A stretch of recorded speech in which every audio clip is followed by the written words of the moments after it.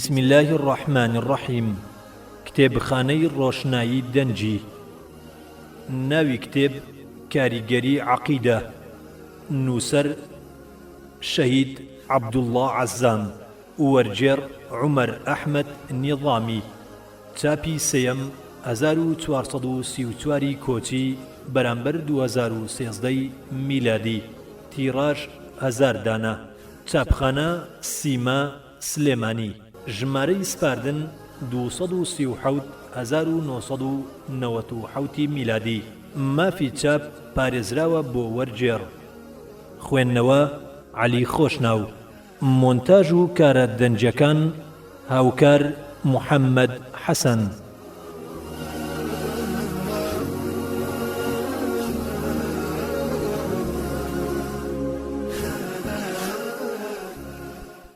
پێشەچی چاپی سێم.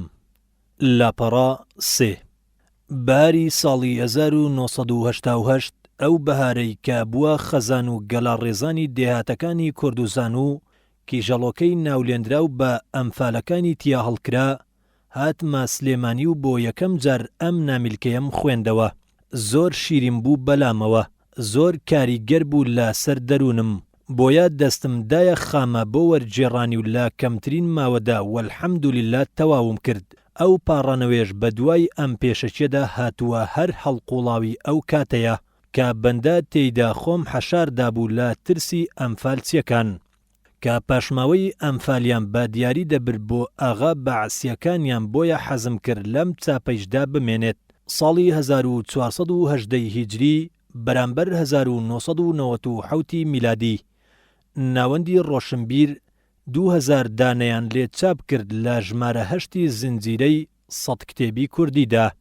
لە مانگی شوباتی ساڵی 2012 هەفتەیەک زیاتر خەریکی پیاچوونەوە و گێچ و تەتەڵەی بووم.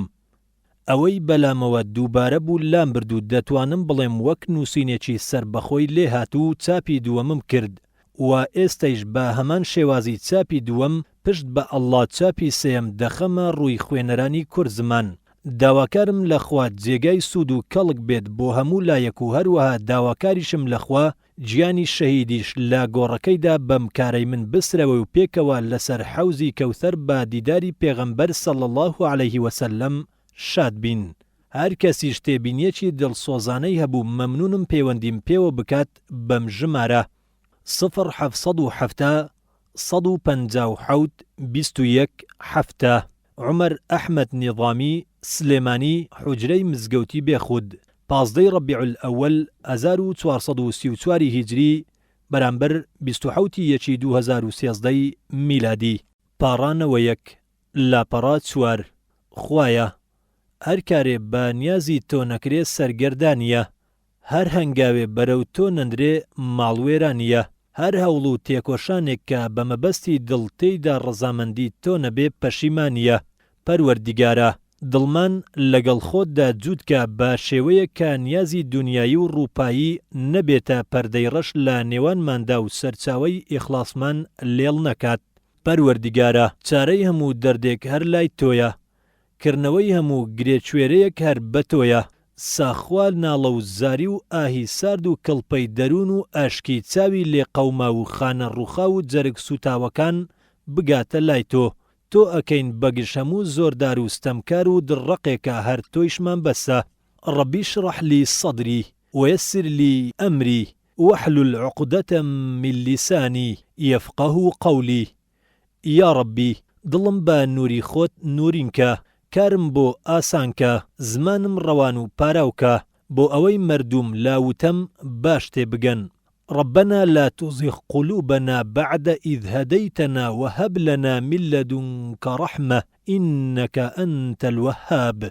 أي پەروەردیگارە، دڵمان تێک نەدەی دوای ئەوەی کە ڕێگای ڕاستت نیشانداین و سۆز و بەزەی خۆتمان پێ ببەخشە، بەڕاستی تۆ زۆر بەخشندەی. ربنا اغفر لي ولوالدي وللمؤمنين يوم يقوم الحساب. مزگەوتی شێخ جەلالی قەرەداغی بەهاری 1988 کورتەیەک لە ژیانی نووسەر لاپەڕا 5 ناوی عەبدوڵڵا یوسف مستەفا عەزام لە گوندی سیلەت الحاڕیثە لە شاری جەنین لە فەڵەستینی داگیرکرا و لەدایک بووە. خوێندنی سەرەتایی و دواناوەندی لە گوندەکەی خۆی تەواو کردووە. هەر لە پلەی سەرەتاییدا چۆتە ڕیزەکانی ئیخوان الموسلیمین. زۆر جار ئەبوو ماجدی چاودێری گشتی ئیخوانی ئەردەن سەردانی کردووە. هەر لە سەرەتای منداڵیەوە نیشانەی زیرەکی و لێهاتوویی و تەقوا و دڵ و دەروون پاچی پێوە دیار بووە. حاجی زەکیەی دایکی دەڵێ شەو هەڵدەستام دەچوومە لای دەمدی نوێژ دەکات پێم دەگوت ڕۆڵە بەزەید بە خۆتدا بێتەوە بڕۆ جێگەکەت و ئیسراحەت بکە. ئەویش دەیگوت جا بەوە نەبێت چۆن دڵ و دەروونمان دەحەسێتەوە. خوشکێکی دەجێڕێتەوە عەبدوڵڵا لە پلەی سەرەتاییدا بوو هەمیشە لە نێو کتێبەکاندا سەرقاڵی خوێندنەوە بووە. پێم دەگوت برام ڕەحم بە خۆت بکە تۆزێ بچۆ ناو برادەرەکانت یاری بکە. دەیگوت ئێستا کاتی یاری نییە. کۆلێژی کشتوکاڵ خوضوریەی بە پلەی ئیمتیاز تەواو کردووە. ماوەی چەند ساڵێ مامۆستای قوتابخانە بووە. یەکێ لەو مامۆستایانەی لە گەڵیدا بوون دەڵێ بەڕاستی شێخ عەبدوڵڵا لە هەموو مامۆستاکان جیا بوو. هەمیشە قسەی خۆشی لەگەڵ قوتابیەکان دەکرد و سەرگەرمی خوێندنەوە و قورئان خوێندن و تامەزرۆی زانست بوو. ساتێک لە تەمەنی خۆی بە فیڕۆ نەئەدا. بۆیە بەو ئەندازە دڵی ئاوی نەخوارد و پەیوەندی کرد بە کۆلێژی شەریعەی زانکۆی دیمەشقەوە لە ساڵی 1966 بڕوانامەی بە کالۆریۆسی بە پلەی جێی جددەن بەدەستهێناوە. پاشان پەیوەندی کرد بە زانکۆی ئەزهەرەوە ساڵی 1969 بڕوانامەی ماستەری وەرگرت و بوو بە مامۆستا لە کۆلێژی شەریعە لە زانکۆی عەمان لە ئەردەن. ساڵی 1973 بڕوانامەی دکتۆرای لە ئوسوڵ الفقهدا بە پلەی شەڕەف وەرگرت لە زانکۆی ئەزهەر. عەزام لە ساڵانی خوێندنیدا ئاشنا بوو بە زۆر لە زانە بەرزەکانی سووریا وەک بووتی و سەعەد حەوی و دکتۆر محەممەد ئەدیب و مەڕوان حەدید. لە میسریش بنەماڵەی سەید قوتبی ناسی. بەوردی لە ژیانی ئەو قارەمانە و هەموو زیندانیانی سەردەمی زوڵموستەم ئاگادار بوو. واجیانی جیاد و خۆبەختکردن تێکەڵاو بە گۆشت و خوێنی بوو. بەتایبەت خۆی وەک فەڵەستینیەکی خاک و ماڵدا گیرکرا و هەر لە سەرەتاوە ئەم هەستەی تیا دروست بوو. بۆیە لە ساڵی 1968 هەر بەو پەنجانەی کە خەریک بوو نامەی ماستەری پێدەنووسی چەکی جیهادی هەڵگرت و لەگەڵ چەند لاوێک چوونە باکووری ئەردەن بۆ بەگشت داچوونی جوولەکەی داگیرکەر و ماڵەکەیشی لە شوقە خۆشەکانی عەمانەوە گوێزایەوە بۆ خانوێکی قوڕی ئەو چێوانە و تا ساڵی 1970 بەشداری جیهادی فەڵەستینی کرد. هەرهۆی ئەوەش بوو کە لە ئەردەن لە مامۆستایەتی زانکۆ دەریان کرد. عەزام لەو کەسانە بوو کە سەید ئاسا بە زمانی حاڵ دەیفەرموو وشەکانمان بوو کە شوشەیەکی بێجیانە. هەتا ئەگەر لە پێناویدا مردین و بە خوێن ئاوماندا ئەو کاتە جوڵە و هەستی تێدەکەوێ و گیانی دەکرێت بەبەردا. بۆیە ڕازی نەبوو بە دانیشتن و سرەوتن. گوێبیستی بڕیارە میریە دەست کرد و بەنجکراوەکانی دەستی جوولەکەی دەوروبەری خۆی نەبوو. دڵی بە دانیشتن و خۆشگوزەرانی ژیان دانەهات. تا لە ساڵی 1982 خۆی گەیاندە جیهادی ئەفغانستان و لە زانکۆی ئیسلامی جیهانی لە ئیسلام ئابادی شوانە بێژ بوو تا ماوەیەک. بەڵام دوجار بە تەواوی لێبڕا بۆ کاری جیهاد و خۆی یەکلایی کردەوە. عەزام بوو بە دڵی جیهادی ئەفغانی و توانی لە جیهادێکی ناوچەیەوە بیکات بە جیهادێکی جیهانی. خۆی شۆڕە سواری ئەو کاروانە بوو. خەو و خۆراکی لە ستەمکاران و کافران تاڵ کردبوو. شەو و ڕۆژ و زستان و هاوین هەر جیهادی بوو. بۆیە دوژمنانی ئیسلام هەمیشە خەریک بوون پیلانی لەناوبردننی بۆدا بنێن. تا لە ڕۆژی 24 یازدەی 1989 لە کاتێکدا بۆ خوێندنەوەی وتاری هەینی مزگەوتی سەبع لەیل دەچوو سەیارەکەی بەسەر لۆغمێکدا تێپەڕی کە 20 کیلۆ TNT تێدا دانرا بوو. خۆی محەممەد و ئیبراهیمی کوڕی شەهید بوون لە شاری پیشاوەری پاکستان. هەزاران هەزار ڕەحمەت لە گیانی پاچی مامۆستای شەهید بێت و ئەم نامیلکەی منیش دیاری بێت بۆ گۆڕی خۆی و کوڕەکانی. چونکە ئەو هەمیشە لە وتارەکانیدا دوعای بۆ مسلمانانی کوردستان کردووە. ئەوەشمان لە یاد نەچێن نووسەر ئەم باسەی لە بارودۆخێکی تایبەتدا نووسیوە و ئێمە شویستمان وەک پاراستنێک بۆ دەقی واتای دانەر بڵاوی بکەینەوە. بڵاوکردنەوەشی مەرز نییە لەگەڵ ڕاوبۆچوونی وەرجێڕدا بگونجێت.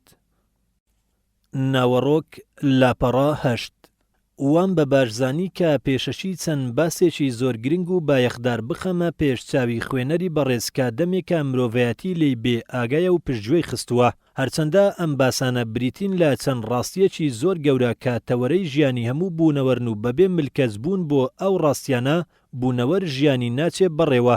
و لە پێشەکی ئەم نامیلکەدا باسم کردووە کە بیر و باوەڕ تا چ ڕادەیەکی گرنگ کاریگەرە لە ژیانی مرۆڤایەتیدا و نەکبەتی و بەدبەختی مرۆڤایەتی لەم ڕۆژەدا هۆی لە دانیەتی لە سنووری بیر و باوەڕی ڕاستەقینە. بە دوای ئەم پێشەچیەدا 8 فەسڵم دانەوە لە دوو توێی ئەم نامیلکەدا کە بەشی یەکەمیان لەبارەی عەقیدە و یەکتاپەرستیەوە ئەدوێ و دەری ئەبڕێ کە بوونەوەر بە گشتی بەندایەتی خوا ئەکات، هەر شتەی بە زمانی تایبەتی خۆی.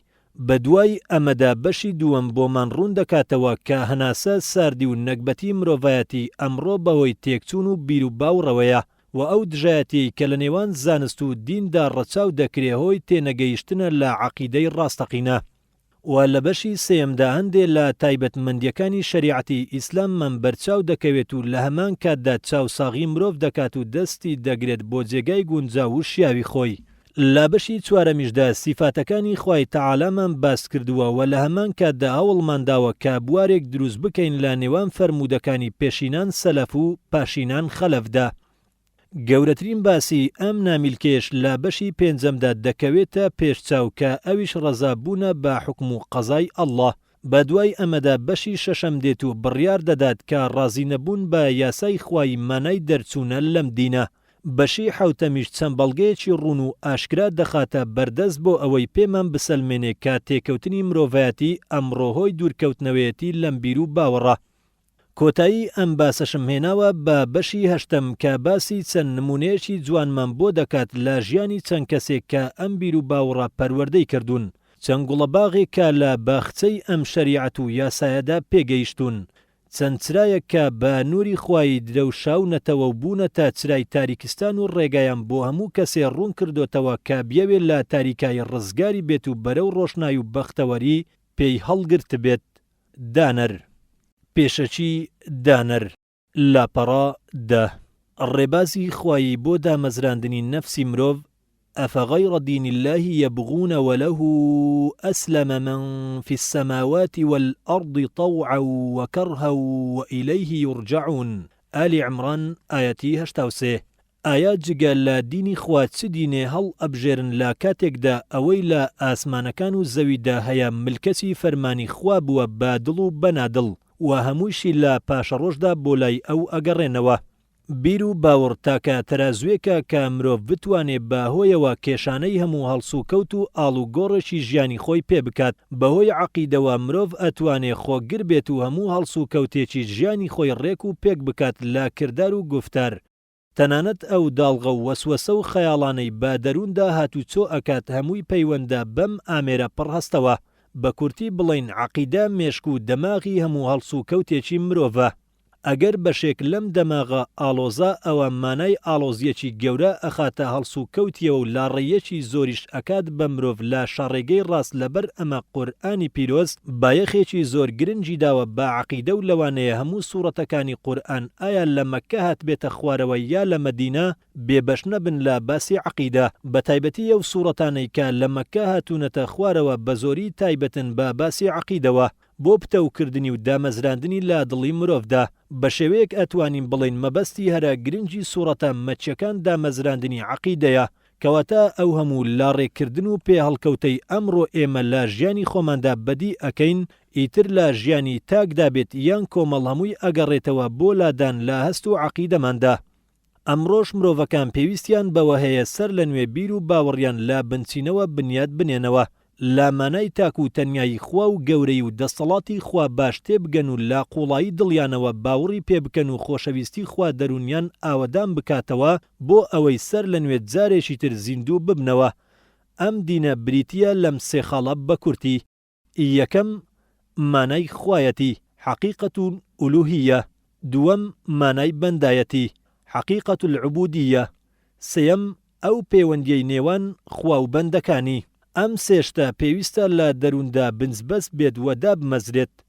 ناسینی خوا باڕێک و پێچی، ناسینی بەندە و مانای بەندایەتی و چۆن ئەبێ بەندە پەیوەندی بکات بە خوای خۆیەوە تا پێی وترێ بەندەی ڕاستەقینە.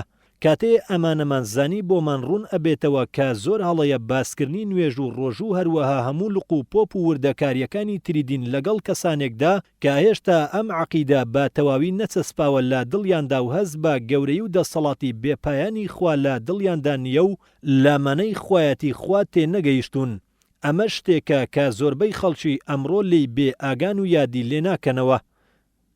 تەنانەت زۆر لاوانەیش کە نوێژ و ڕۆژویان هەیە و خۆیان بە موسڵمان دەزانن، چونکە زۆر کات دەبینین کەسێک نوێژ و ڕۆژووی هەیە، بەڵام لە هەمان کاتدا زۆر کردەوەی لێ دەبیندرێت یان زۆر قسەی لێ دەبیسرێت کە پێی کافر دەبێت و لە سنووری ئەم دینە دەردەچێت، وەک گاڵتەکردن بە سونەتێ لە سونەتەکانی پێغەمبەر صلی الله علیه وسلم، یان بە حوکمێک لە قورئاندا هەبێت، یان پێکەنین بەدەم کوفری مرتەدێکەوە. بۆ زانیاری مرتەد کەسێکە کە پێشتر موسڵمان بوو بێت بەڵام پاشگەز بوو بێتەوە بڕوای بەدین نەما بێت، با دایک و باوکیشی موسڵمان بێت، یان وەک یارمەتیدانی بێباوڕێک لە کردار و گفتاریە، وەک بڵێ هەرتۆ باشت کرد کە نوێژ ناکەیت، هەرتۆ باشت کرد کە بە ڕۆژوو نەبوویت و خۆت تێنوو نەکرد، یان وەک ئەوەی نوێشکەرێکی فەقیر بە بێباوڕێکی دەوڵەمەند دەڵێت کوڕە بەخوا لە قیامەتیشدا هەر ئەو خۆشتری دەبێت، یان خوایش لەگەڵ دەوڵەمەندایە و لەویش هۆکار واسیتە هەر هەیە. ئەمانە و زۆری ئەمانە زۆرن و لا نووسین نایەن و مشتێک نمونەی خەروارێکە و هەر یەکێ لەم قسانە و لەم کردەوانە خوا پەنامان بدات ئینسانی پێ مرتەد دەبێت و لە باوەشی ئەم دینە دەردەچێت.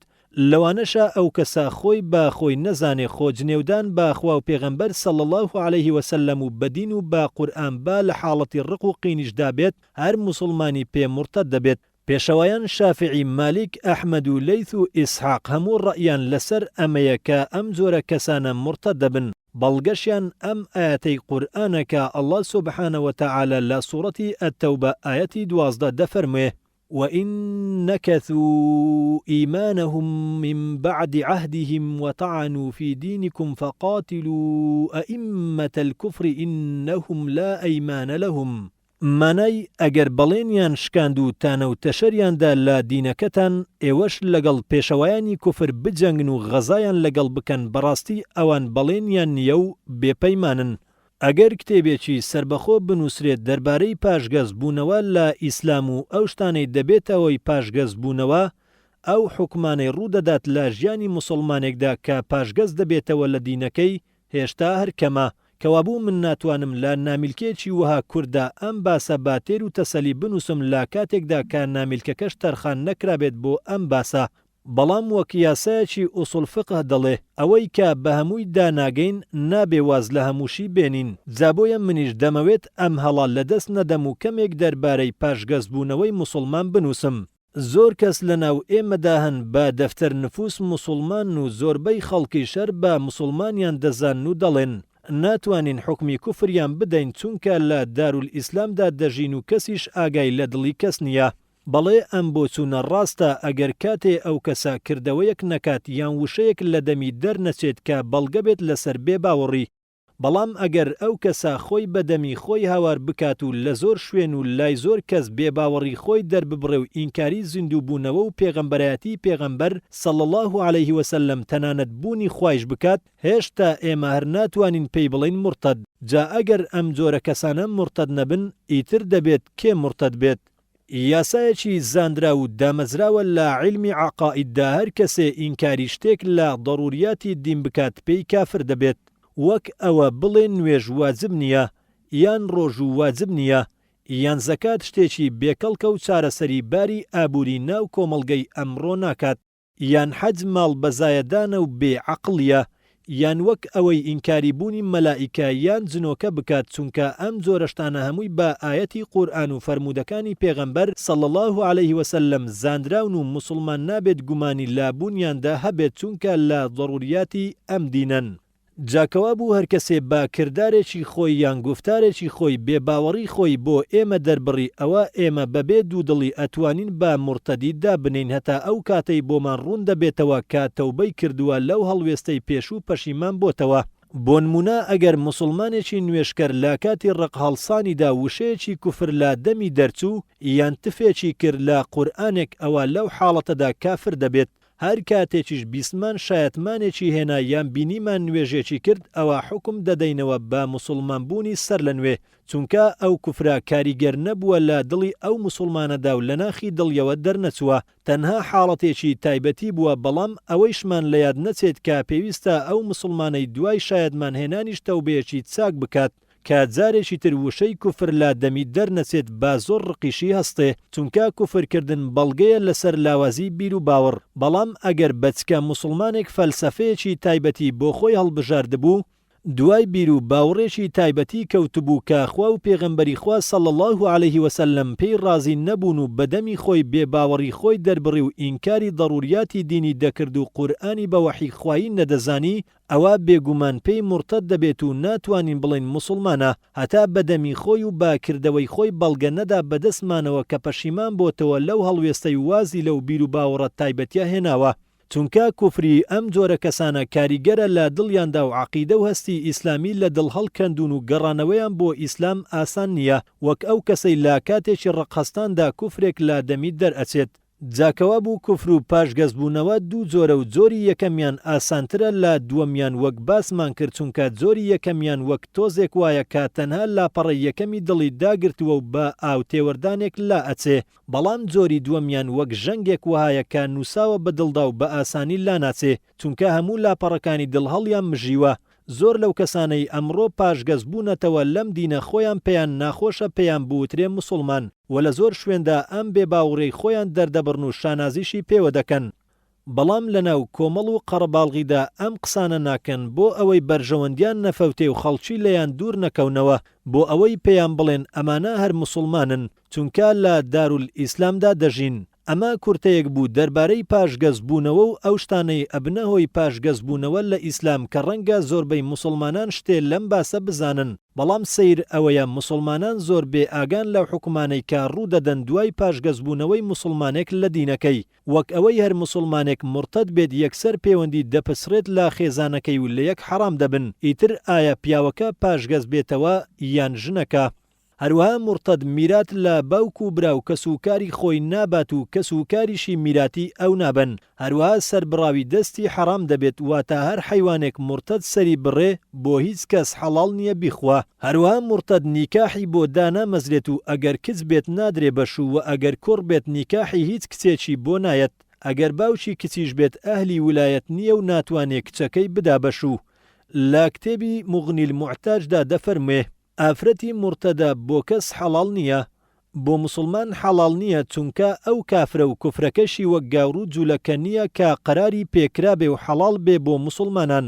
بۆ کافریش حەڵاڵ نییە، چونکە مەبەست لە نیکاح بەردەوامیە و مرتەدیش بەردەوام نابێت لەژێر سایەی ئیسلامدا. هەروە لە مغنی المحتاجدا دەفەرمێت مرتەد کە لە پوو نابات و میراتی لێ نابرێ، ئەمەش لەبەر ئەوەیە کە هەرچی جێدەهێڵێت دەبێتە ماڵی بەیتولماڵی ئیسلام و کەس بۆی نییە دەستکاری بکات. ئیتر ئایا لە زمانی ئیسلامدا دەستی کەوتبێ یا دوای پاشگەز بوونەوەی؟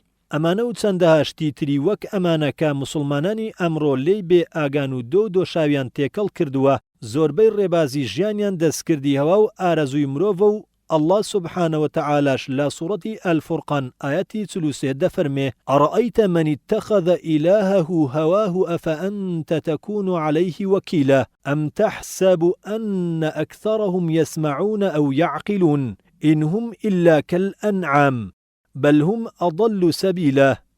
مانای ئایا نابینی ئەوانەی کە هەوا و ئارەزویان کردووە بەخوا و پەرسراوی خۆیان، ئایا تۆ دەبیتە سەرگەورە و ڕیش سپیان بۆ ئەوەی نێڵی ڕێگای کوفر و هەوا و ئارەزوو بگرن؟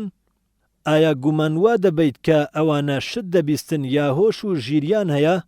نەخێر، ئەوانە وەک ئاژەڵوان، تەنانەت لە ئاژەڵیش گومڕاترن. جاکەوا بوو پێویستە پێش هەموو شتێک هەوڵ لە گەڵ دامەزراندنی عەقیدەدا بدرێ، چونکە خۆ مەشغوڵکردن بە چڵوپۆی شەریعەتەوە و پاسکردنی وردەکاری ئەحکام پێش دامەزراندنی عەقیدە لە دڵ و دەرووندا هەوڵێکی بێهودەیە و هیچ سەوز ناکات، بەڵکو وەک ئەوە وەهایە تۆ بە هەوادا بچێنی، بەڵکو پێویستە دوای یاساکەی خوا بکەوین و تۆوەکە بە ئەرزێکی چاکدا بوەشێن و ئەمجا ئاوی بدەین و بژاری بکەین و خزمەتی بکەین هەتا بە تەواوی ئەدرەوشێت و ڕەگدا ئەکتێ و پەلوپۆل لێ ئەدا بە هەر چواردەوری خۆیدا. بیر و باوەڕی شەر بە هەمان شێوەیە، چونکە بیر و باوەڕ بناغەیە بۆ هەموو هەڵسوکەوت و ڕەفتار و گفتارێکی موسڵمانان، هەتا بیر و باوەڕ لە دڵدا دانەمەزرێ باسکردنی واجبە و سونەتە حەرامە و حەڵاڵە و گوناهە و خێرا کارێکی بێهودەیە و بەرهەم نادات بەدەستەوە، بانگخواز نابێت بە شێوەی خۆی تەماشای هەموو کەسێکی تر بکات، بەڵکو پێویستە لەسەری وردە وردە بچێتە ناو باسەکانەوە و پلە بە پلە قوتابیەکانی ڕابێنێ، لە ناکاو شتی قورسیان نەخاتە ئەستە و پێشەچی لە خاڵە گرنگەکانی دین ئاگاداریان بکات، اینجا وردە وردە بە نەرمونیانی ئاگاداری وردەکانیان بکات، چونکە جاری یەکەم ئەم ئاینە بەم شێوەیە بڵاو بۆتەوە. پێویستە دڵ و دەروون پێشەچی پەروەردە بکرێت لەسەر خۆشەویستی خوا و پێغەمبەری خوا صلی الله علیه وسلم. ئایا ئێمە چێ هێناینە دنیاوە و بۆچی هێنانی؟ مرۆڤ لەم کاروانی ژیانەدا داوای چی لێ دەکرێت و چێ بەرپرسیارە لە مرۆڤ؟ ئایا ڕێبازی مرۆڤ لەم بوونەوەرەدا کامەیە و پەیوەندی مرۆڤ چییە بە بوونەوەرەوە؟ چۆن خۆشەویستی خوا و ترسی خوا و شەرمکردن لە خوا لە ئاشکرا و پەنهانیدا جێگای خۆی دەکاتەوە لە دڵی مرۆڤدا بە شێوەیەکە لە گوناه و تاوان بیجێڕێتەوە. ئەمانە و شێوەی ئەمانە پێویستە لە دڵی قوتابیەکاندا جێگای خۆی بکاتەوە و قومقوم شیرینی ئیمان بچێژێ، ئێمەی بانگخوازیش دەستی بگرین و لا وردە هەڵەکانی چاوپۆشی بکەین، لەلایەکەوە لا کەوتنەکانی ڕاستی بکەینەوە، لەلایەکی تریشەوە ڕێگای بۆ خۆشکەین و زۆر سەرنەخەینە سەری دەربارەی هەندێ وردەکاری وەک خواردنەوە بە دەستی ڕاست و وازێنان لە جگەرە و ئەم جۆرەشتانە هەتا دەرونیان بەهێز دەبێت، ئەو کات خۆی واز لەم جۆرەشتانە دەهێنێت و ملکەتی هەموو فەرمانێکی خوایی دەبێت. هذا بلاغ للناس ولينظروا به وليعلموا أنما هو إله واحد وليذكر أولو الألباب. إبراهيم آياتي 52. مانای ئەمە ئاگادارکردنەوەیەکی مرۆڤە هەتا پێی بترسن و بزانن تەنها هەرخوا خوایە و خاوەن بیر و هۆشەکانیش بیر بکەنەوە. بەشی یەکەم پێناسەی عەقیدە و یەکتاپەرستی. لاپەڕا 20.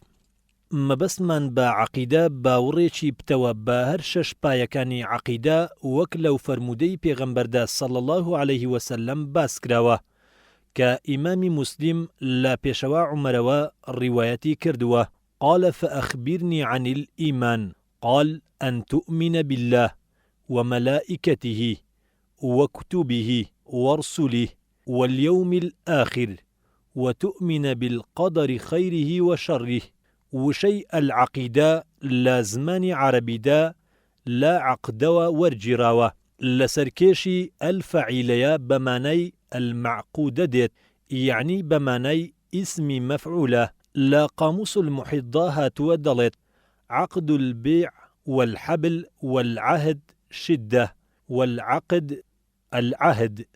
مانای فرۆشنەکەی دابەست یان حەبلەکەی گرێدا یان پەیمانەکەی دابەست و العقد بە مانای العهد دێت کەوابوو العەقیدە مانای پەیمانێکی دابەسراوە و بەڵێنێکی دامەزراوە، چونکە لە ناخی دەروون و قوڵای دڵدا بنجبەست بووە. ڕوکنی یەکەم شایەتمانە لا إله إلا الله محمد رسول الله، کە بەردی بناغەیە بۆ هەموو پایە و ڕوکنەکانی تر و کۆشکی ئەم دینە لەسەر ئەم بناغەیە دروست کراوە. هەر ئەم بناغەیە کە مرۆڤ ئەگەینێتە کەناری ئاسایش و ڕێنمایی دەکات بۆ ڕێگای ئاشتی و لە تاریکی ڕزگاری دەکات.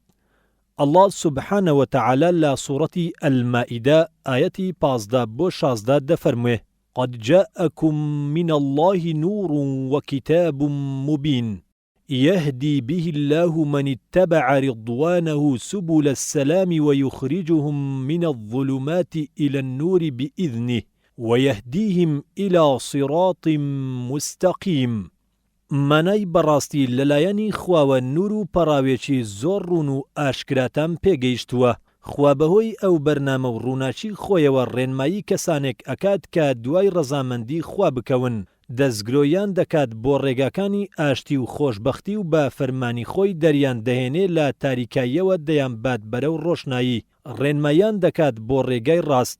ئەم بناغەی یەکتاپەرستی و خوا بە یەکزانینە بناغەی هەرە قایمی هەموو دینەکانی پێشوشە وەک قورئان لە سوورەتی ئەلئەنبیا ئایەتی 25 دەفەرموێ: وما أرسلنا من قبلك من رسول إلا نوحي إليه أنه لا إله إلا أنا فاعبدون. مانای خوا ڕوبەڕووی پێغەمبەر صلی الله عليه وسلم دەفەرموێ: ئێمە پێشتۆ هەر پێغەمبەرێکمان ناردبێ نیگامان بۆ ناردووە کە هیچ خوایەکی بەحەق نییە جگە لە من کەوابوو ئێوەش هەر من بپەرستن. خۆ دیارە ئەمەش ئەوەمان پێڕائەگەێنێ کە ئەم بوونەوەرە بەگشتی دروستکراوی ئەڵڵایە و بە فەرمانی ئەو ئەچێ بەڕێوە و هەرچی شت هەیە لەژێر دەسەڵات و خواستی ئەوایە و هیچ شتێ لە خواستی ئەو دەرناچێ. ئەمە خاڵی یەکەمە و نابێت لە یادی بکەین. الذي أحسن كل شيء خلقه وبدأ خلق الإنسان من طين. سوورەتی ئەسسەجدە ئایەتی 7.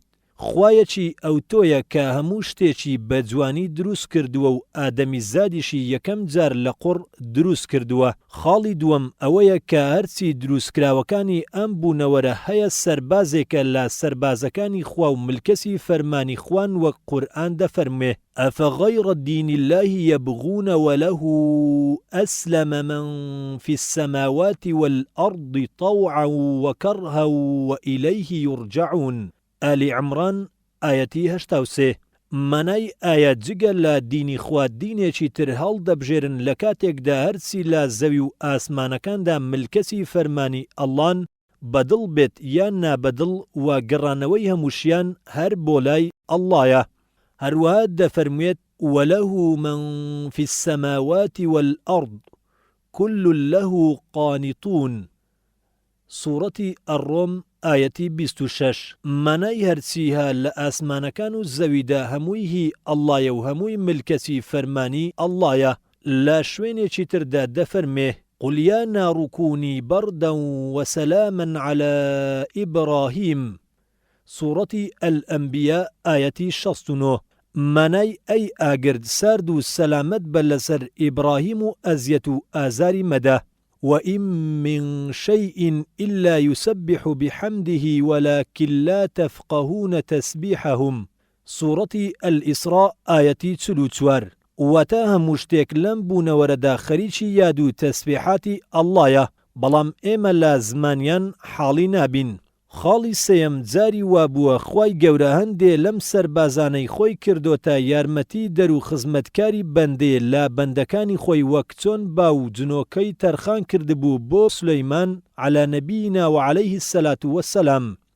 وەکو ئەڵڵا سوبحانە وتەعالە لە سوورەتی سەبە ئایەتی 12 دەفەرمێ: ولسليمان الريح غدوها شهر ورواحها شهر وأسلنا له عين القطر ومن الجن من يعمل بين يديه بإذن ربه ومن يزغ منهم عن أمرنا نذقه من عذاب السعير. مانای ئێمە بامان تەرخان کردبوو بە فەرمانی سلێمان ڕێیدەکرد سەر لە بەیانیان ڕێگای مانگێکی دەبڕی و سەر لە ئێوارانیش ڕێگای مانگێکی ئەبڕی و مسمان بۆ توان بۆ وەک سەرچاوەی ئاو مسی لەبەر ئەڕۆیی بۆ ئەوەی لە پیشەسازیدا بەکاری بهێنێ. هەروەها هەندێک لە جنۆکەکان بە فەرمانی ئەو هەڵدەسوڕان و لە بەردەستی ئەودا بوون.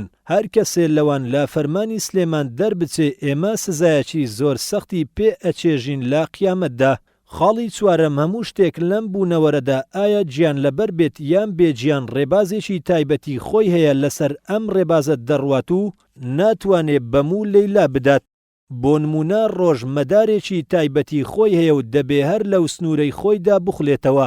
ئەگەر تەنها یەک گۆشە لە تەوەرەی خۆی دەربچێت خۆیشی سەرنگوم ئەبێت و زۆر شتی تری سەرنگوم دەکات. هەروەها مانگ و زەوی و هەموو ئەستێرەکانی تر ئەمەیە دەستوری خوا بۆ هەموو شتێ لەم بوونەوەرەدا.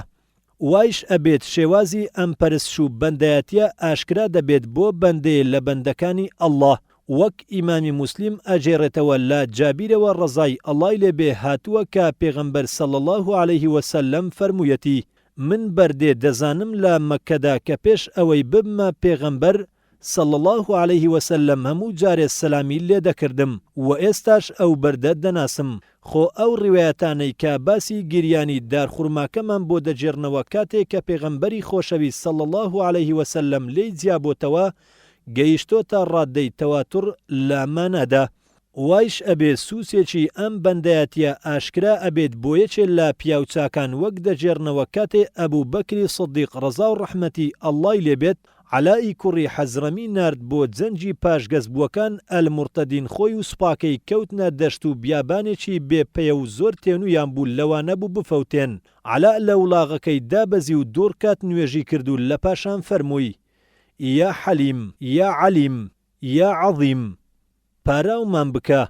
بە فەرمانی خوا کۆپڵە هەورێک وەک باڵی باڵندە کەوتە سەریان و بارانی بۆ باراندن هەتا هەموو کاروانەکە تێر ئاو بوون و هەرچی و کونە و کوڵانیشیان پێبوو پڕیان کرد لە ئاو لە پاشا هەتا گەیشتنە جێگایەک کە پێیان ئەوت دارین کە بە گوێی دەریاوە بوو مسلمانەکانیش کەشتیان دەست نەکەوت پێی بپەڕنەوە چونکە پاشگەزبووەکان هەموو کەشتیەکانیان سووتاندبوو لەم شوێنەشدا هەمدی سعەلا دوور کات نوێژی کرد و ئەمجا فەرمووی یا حەلیم یا عەلیم یا عەظیم بمانکەرە ئەو بەر.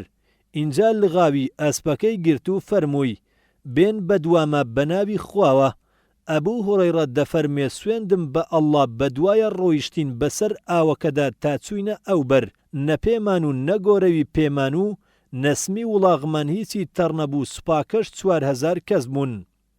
بۆ زانیاری لەسەر ئەم فەرمایشتە ئەتوانی بڕوانیتە ئەلیستیعاب فی معرفة الأصحاب یوسف بن عەبدولبەڕ لاپەڕا 525 و دار المعرفة بەیروت 2006 میلادی و سیر الأعلام النبلاء بەرجید و لاپەڕا 359 مەکتەبەتە الصەفا القاهرە.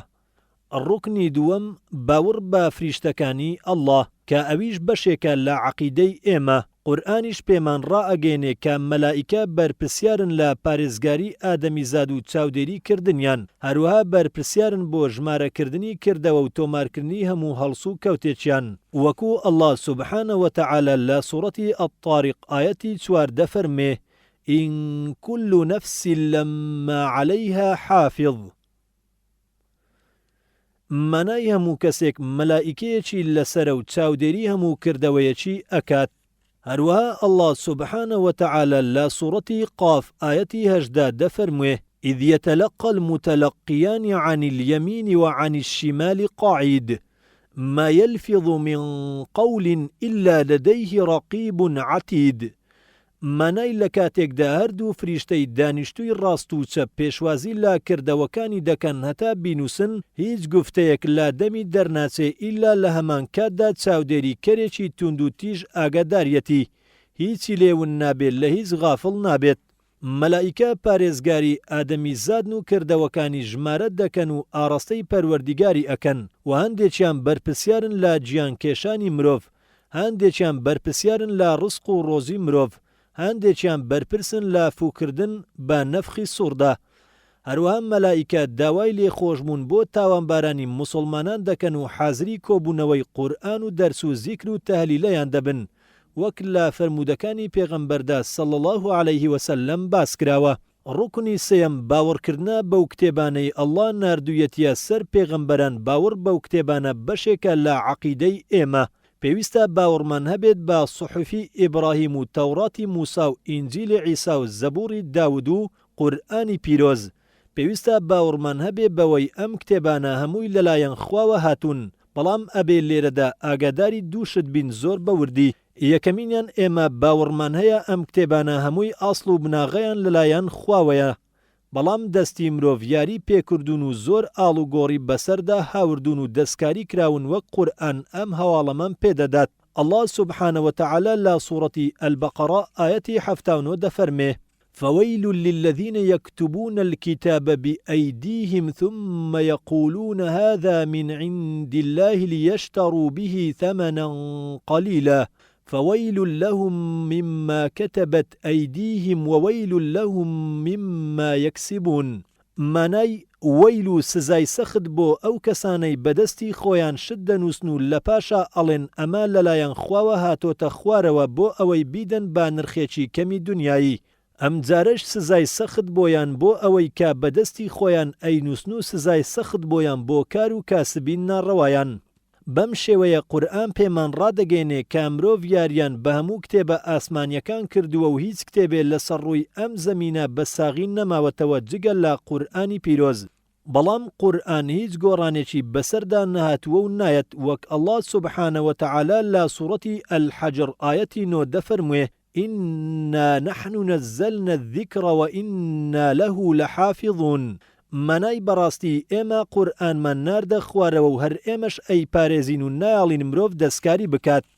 دووەمینیان ئەوەیە ئەبێ بزانین کە قورئان ئاخرین ڕێباز و یاسایە کە ئەڵڵا نازڵی کردوتە سەرزەمین.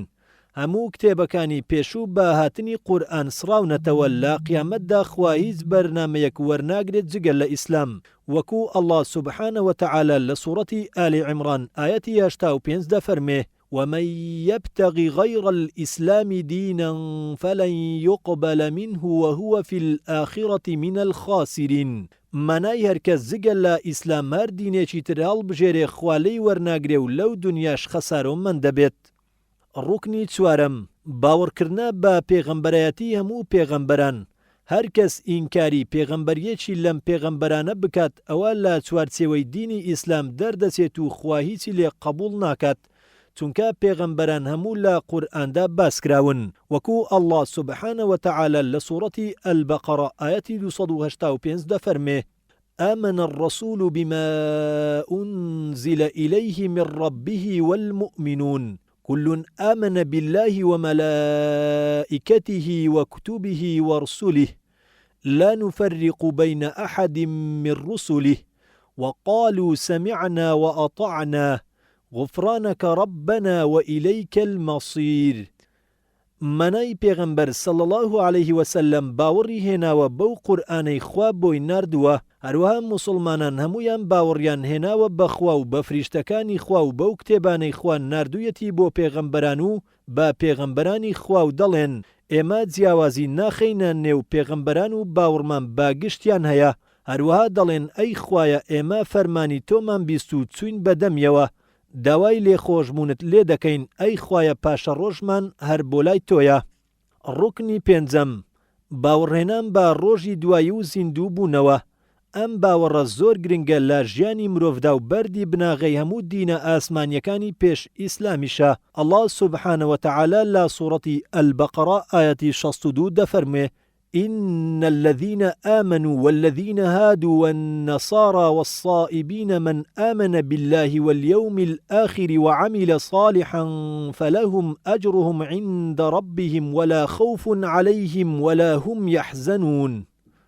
مانای بەڕاستی ئەوانەی کە باوەڕیان هێناوە بەم دینەی پێشەوە محەممەد و ئەوانەشی کە چوونەتە سەردینی گاوڕیان جوولەکە یان سابیئە پێش ئەوەی ئەم دینانە بسڕێنەوە، ئەوانەیان کە باوەڕیان بەخوا و بە ڕۆژی دوایی بووە و کردەوەی چاچیان کردووە، ئەوانە ئەجر و پاداشتی خۆیان هەیە لە بارەگەی خوددادا، هیچ ترس و خەمێکیان لەسەر نییە. باوەڕ بەخوا و ڕۆژی دوایی و کردەوەی چاکە ئەم سێ بناغێ لە هەموو دینێکی ئاسمانیدا هەر بناغە بوون و زۆر بە گرنگ دانراون. ئیسلام ژیانی دنیا بە پردێک تەماشا دەکات کە لێوە دەپەڕینەوە بۆ ژیانی هەتاهەتایی پاشە ڕۆژ. لەم ژیانەشدا مرۆڤ بە چەندین پلە و بارودۆخدا دەڕوات، سەرەتا لە منداڵدانی دایکیەوە هەتا سەرزەمین و هەتا گۆڕ و ئەمجارە زیندوو بوونەوە و کێشانەی کردەوە، ئەمجا تێپەڕبوون بەسەر پردی سیڕاتدا و ڕۆیشتن یان بۆ دۆزەخ یان بۆ بەهەشت.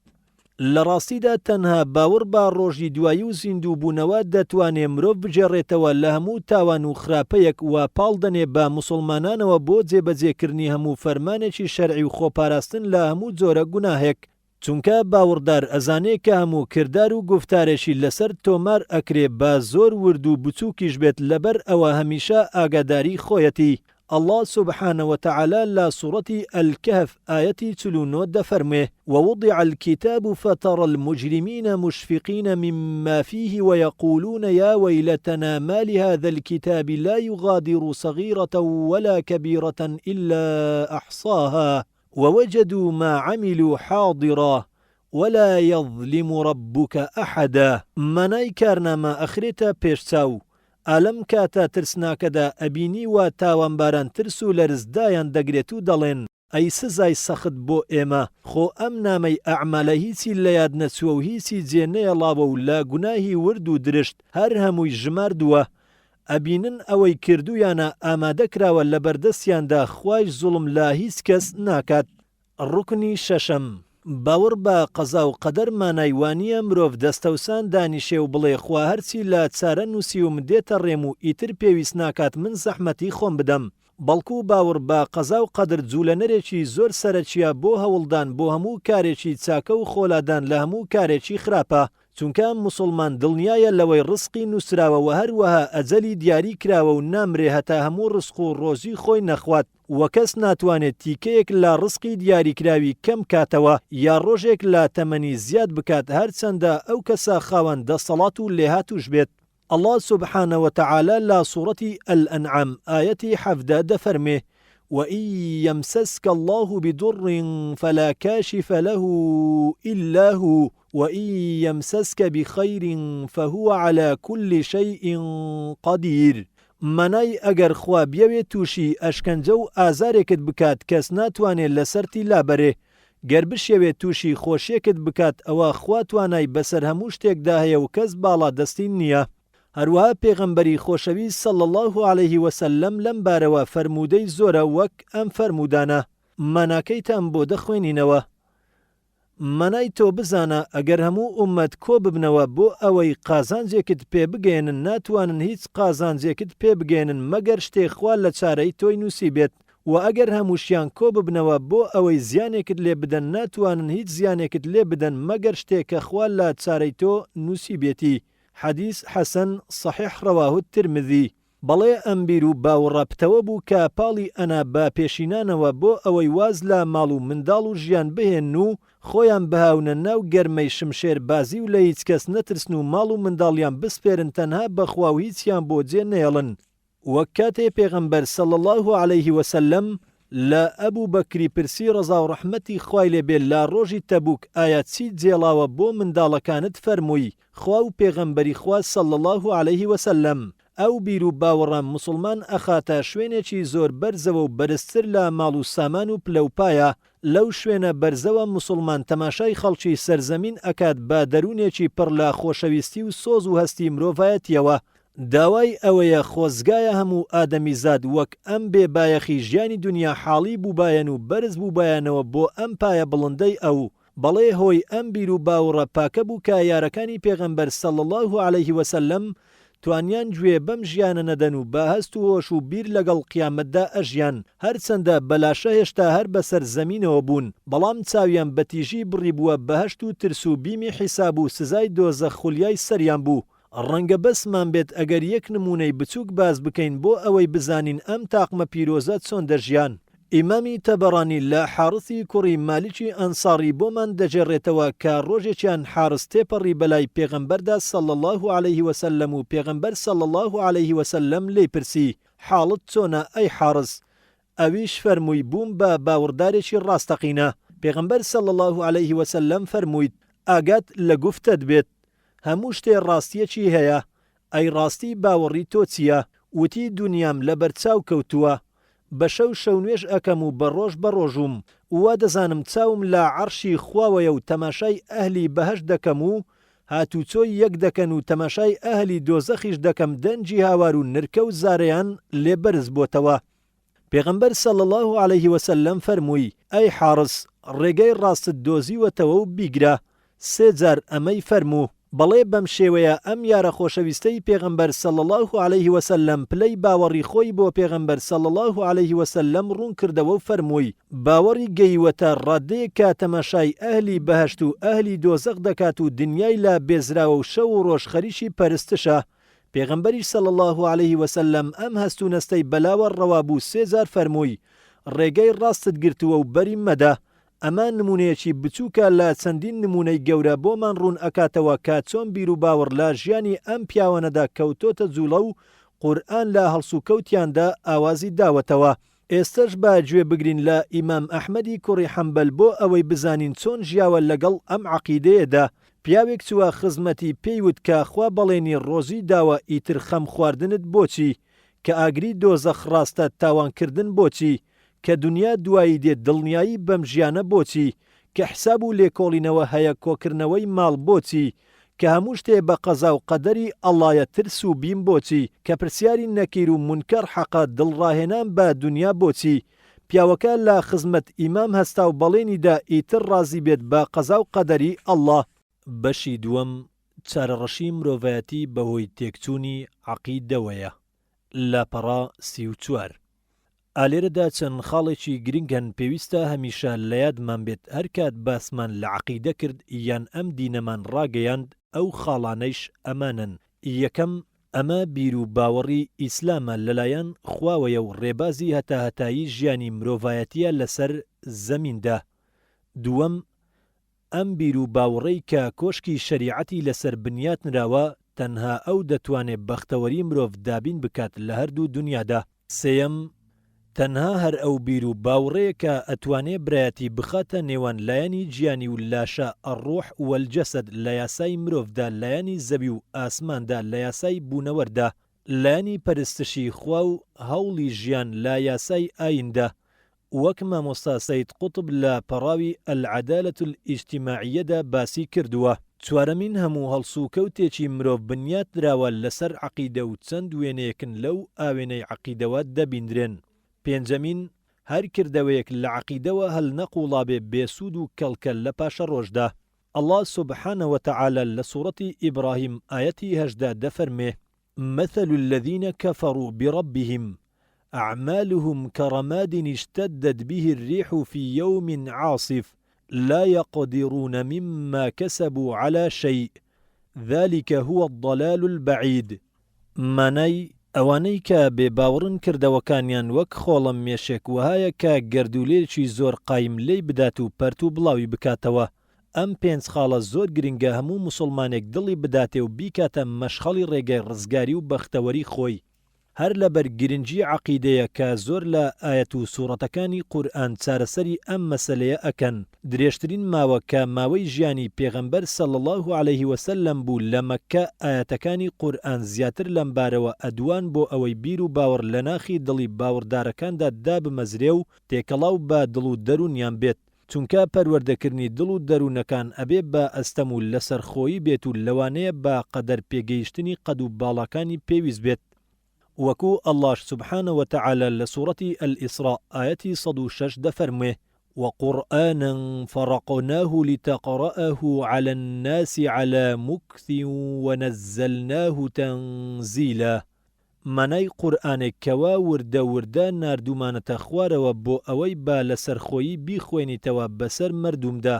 ئەمە لەلایەکەوە لەلایەکی دیکەشەوە دامەزراندنی عەقیدە لە دڵ و دەرووندا ئەبێتە بناغا بۆ بەڕێوە بردن و پیادەکردنی هەموو یاسا و ڕێبازێک هەر لەبەر ئەوە ئەحکامی ئیسلام دوا کەوت هەتا دوای کۆچکردن، هەتا عەقیدە بە تەواوی لە دەرونی یارەکانی پێغەمبەردا صلی الله عليه وسلم بچەسبێت تا ئەو کۆمەڵە ببنە مەشخەڵی دامەزراندنی کۆشکێ هەرگیز نەڕووخاوی ئیسلام.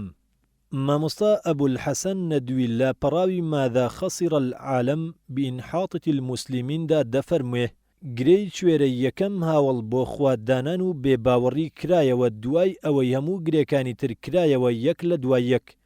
پێغەمبەر صلی الله عليه وسلم جاری یەکەم بیر و بڕوای لا دڵی موسڵماناندا چاند و پەروەردەی کردن جیهادی لەگەڵ دڵ و دەروونیاندا کرد و سەرکەوت لەم جیهادەدا. ئیتر دوای ئەوە لە هەموو جارێکدا سەرکەوتن یاری پێغەمبەر صلی الله عليه وسلم بوو.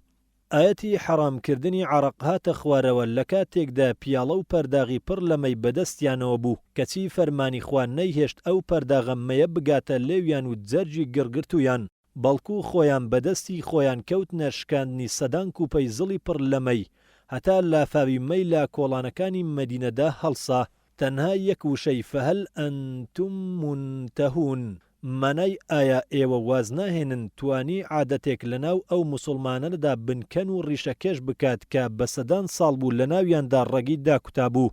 بەڵام کاتێ ئەم پرسیارەی قورئانیان بیست هەموو بەجارێ وتیان ئینتەهەینا وازمان هێنا. کەچی ئەمریکای زەبەلە حەوڵیدا مەی حەرام بکات لا وڵاتەکەی خۆیدا و هەرسی توانە و دەسەڵاتی بووە گۆڤار و ڕۆژنامەکان و سینەما و وێنەکاری و کۆبوونەوەکردن با خەڵکی و لێدوان و گفتوگۆی زەنا و پسپۆڕەکان و چەندین هۆی تری خستە کار بۆ ئەوەی زەرەر و زیانی مەی بە خەڵک ڕابگەن و زیاتر لە 60 ملیۆن دۆلار لەم پێناوەدا سەرف کرا و نزیکەی 10 بلیۆن لاپەڕە چاپ کرا بۆ بەڕێکردنی ئەم یاسایە نزیکەی 250 ملیۆن جونەیهی داناوە 300 کەس درا لە 3.5 ملیۆن کەسی خرایە زیندانەوە و نزیکەی 4 بلیۆن و 400 ملیۆن جونەی ماڵی ئەو کەسانەی سەرپێچی ئەو یاسایان کردبوو بەتاڵان براو خرایە ژێردەستی میریەوە. کەچی گەلی ئەمریکی هەتا ئەبوو زیاتر تا مەزرۆی مەیخۆری دەبوو. هەتا ئەو زەبەلاحە ناچار بوو لا ساڵی 1933دا قانونەکەی هەڵبوەشێنێ و لا کاری بخات و مەی حەڵال بکاتەوە. بۆ زانیاری لەسەر ئەم باسە بڕوانە فی ظیلال القورئان بەرجی 5 لاپەڕە 72 چاپی 4 لا نووسینی شەهید سەید قوتب. پیرانی دنیا دیدە دەڵێن درەخت لە سەرەوە چەندێ بەرز و بەر بڵاو بێت ئەوەندەش ڕەگی چووە بەناخی زەویدا. عقیدە وەکو بناغە وهایە بۆ هەموو بینا و کۆشکێک. تا بینا و خان و بەرز و بڵند بێ ئەبێ بناغە و بنچینەکەشی ئەوەندە قایم و قوڵ بێت کەوابوو جێگای خۆیەتی کە هەمیشە دووپاتی بکەینەوە پێویستە سەرەتا پەروەردەی دڵ و دەروون بکەین لەسەر بناغەکانی ئیمان و ئیسلام. بەتایبەتی لەم چەرخەدا کە نووری ئیمان لا دڵی وەچەی تازەدا زۆر کەس بووە لا هەندێ شوێندا هەرگوژاوەتەوە. هەر لەبەر گرنگی عەقیدەیە کە زۆربەی ئەو ئاەتانەی کە باسی لێ دەکەن دەست پێەکەن باوشەی قول وەکو قل هو الله ئەحەد یان قل ئەعوذ برب الناس یان قولوا آمنا بالله. لێرەدا خاڵێکی زۆر گرنگەیە پێویستە دەستنیشانی بکەین ئەویش جیاوازی خستنە لە نێوان بۆچوونی بیر و باوەڕی التەسەووڕ الاعتیقادی و بۆچوونی فەلسەفی التەسەووڕ الفەلسەفیدا. بۆچوونی بیر و باوەڕ تێگەیشتن و حاڵی بوونێکە کە لە قوڵایی دڵدا قەرار دەگرێ و تێکەڵاو دەبێت لەگەڵ هەست و بیردا و لا کردەوە و ژیانی ڕۆژانەی مرۆڤدا ڕەنگ دەداتەوە.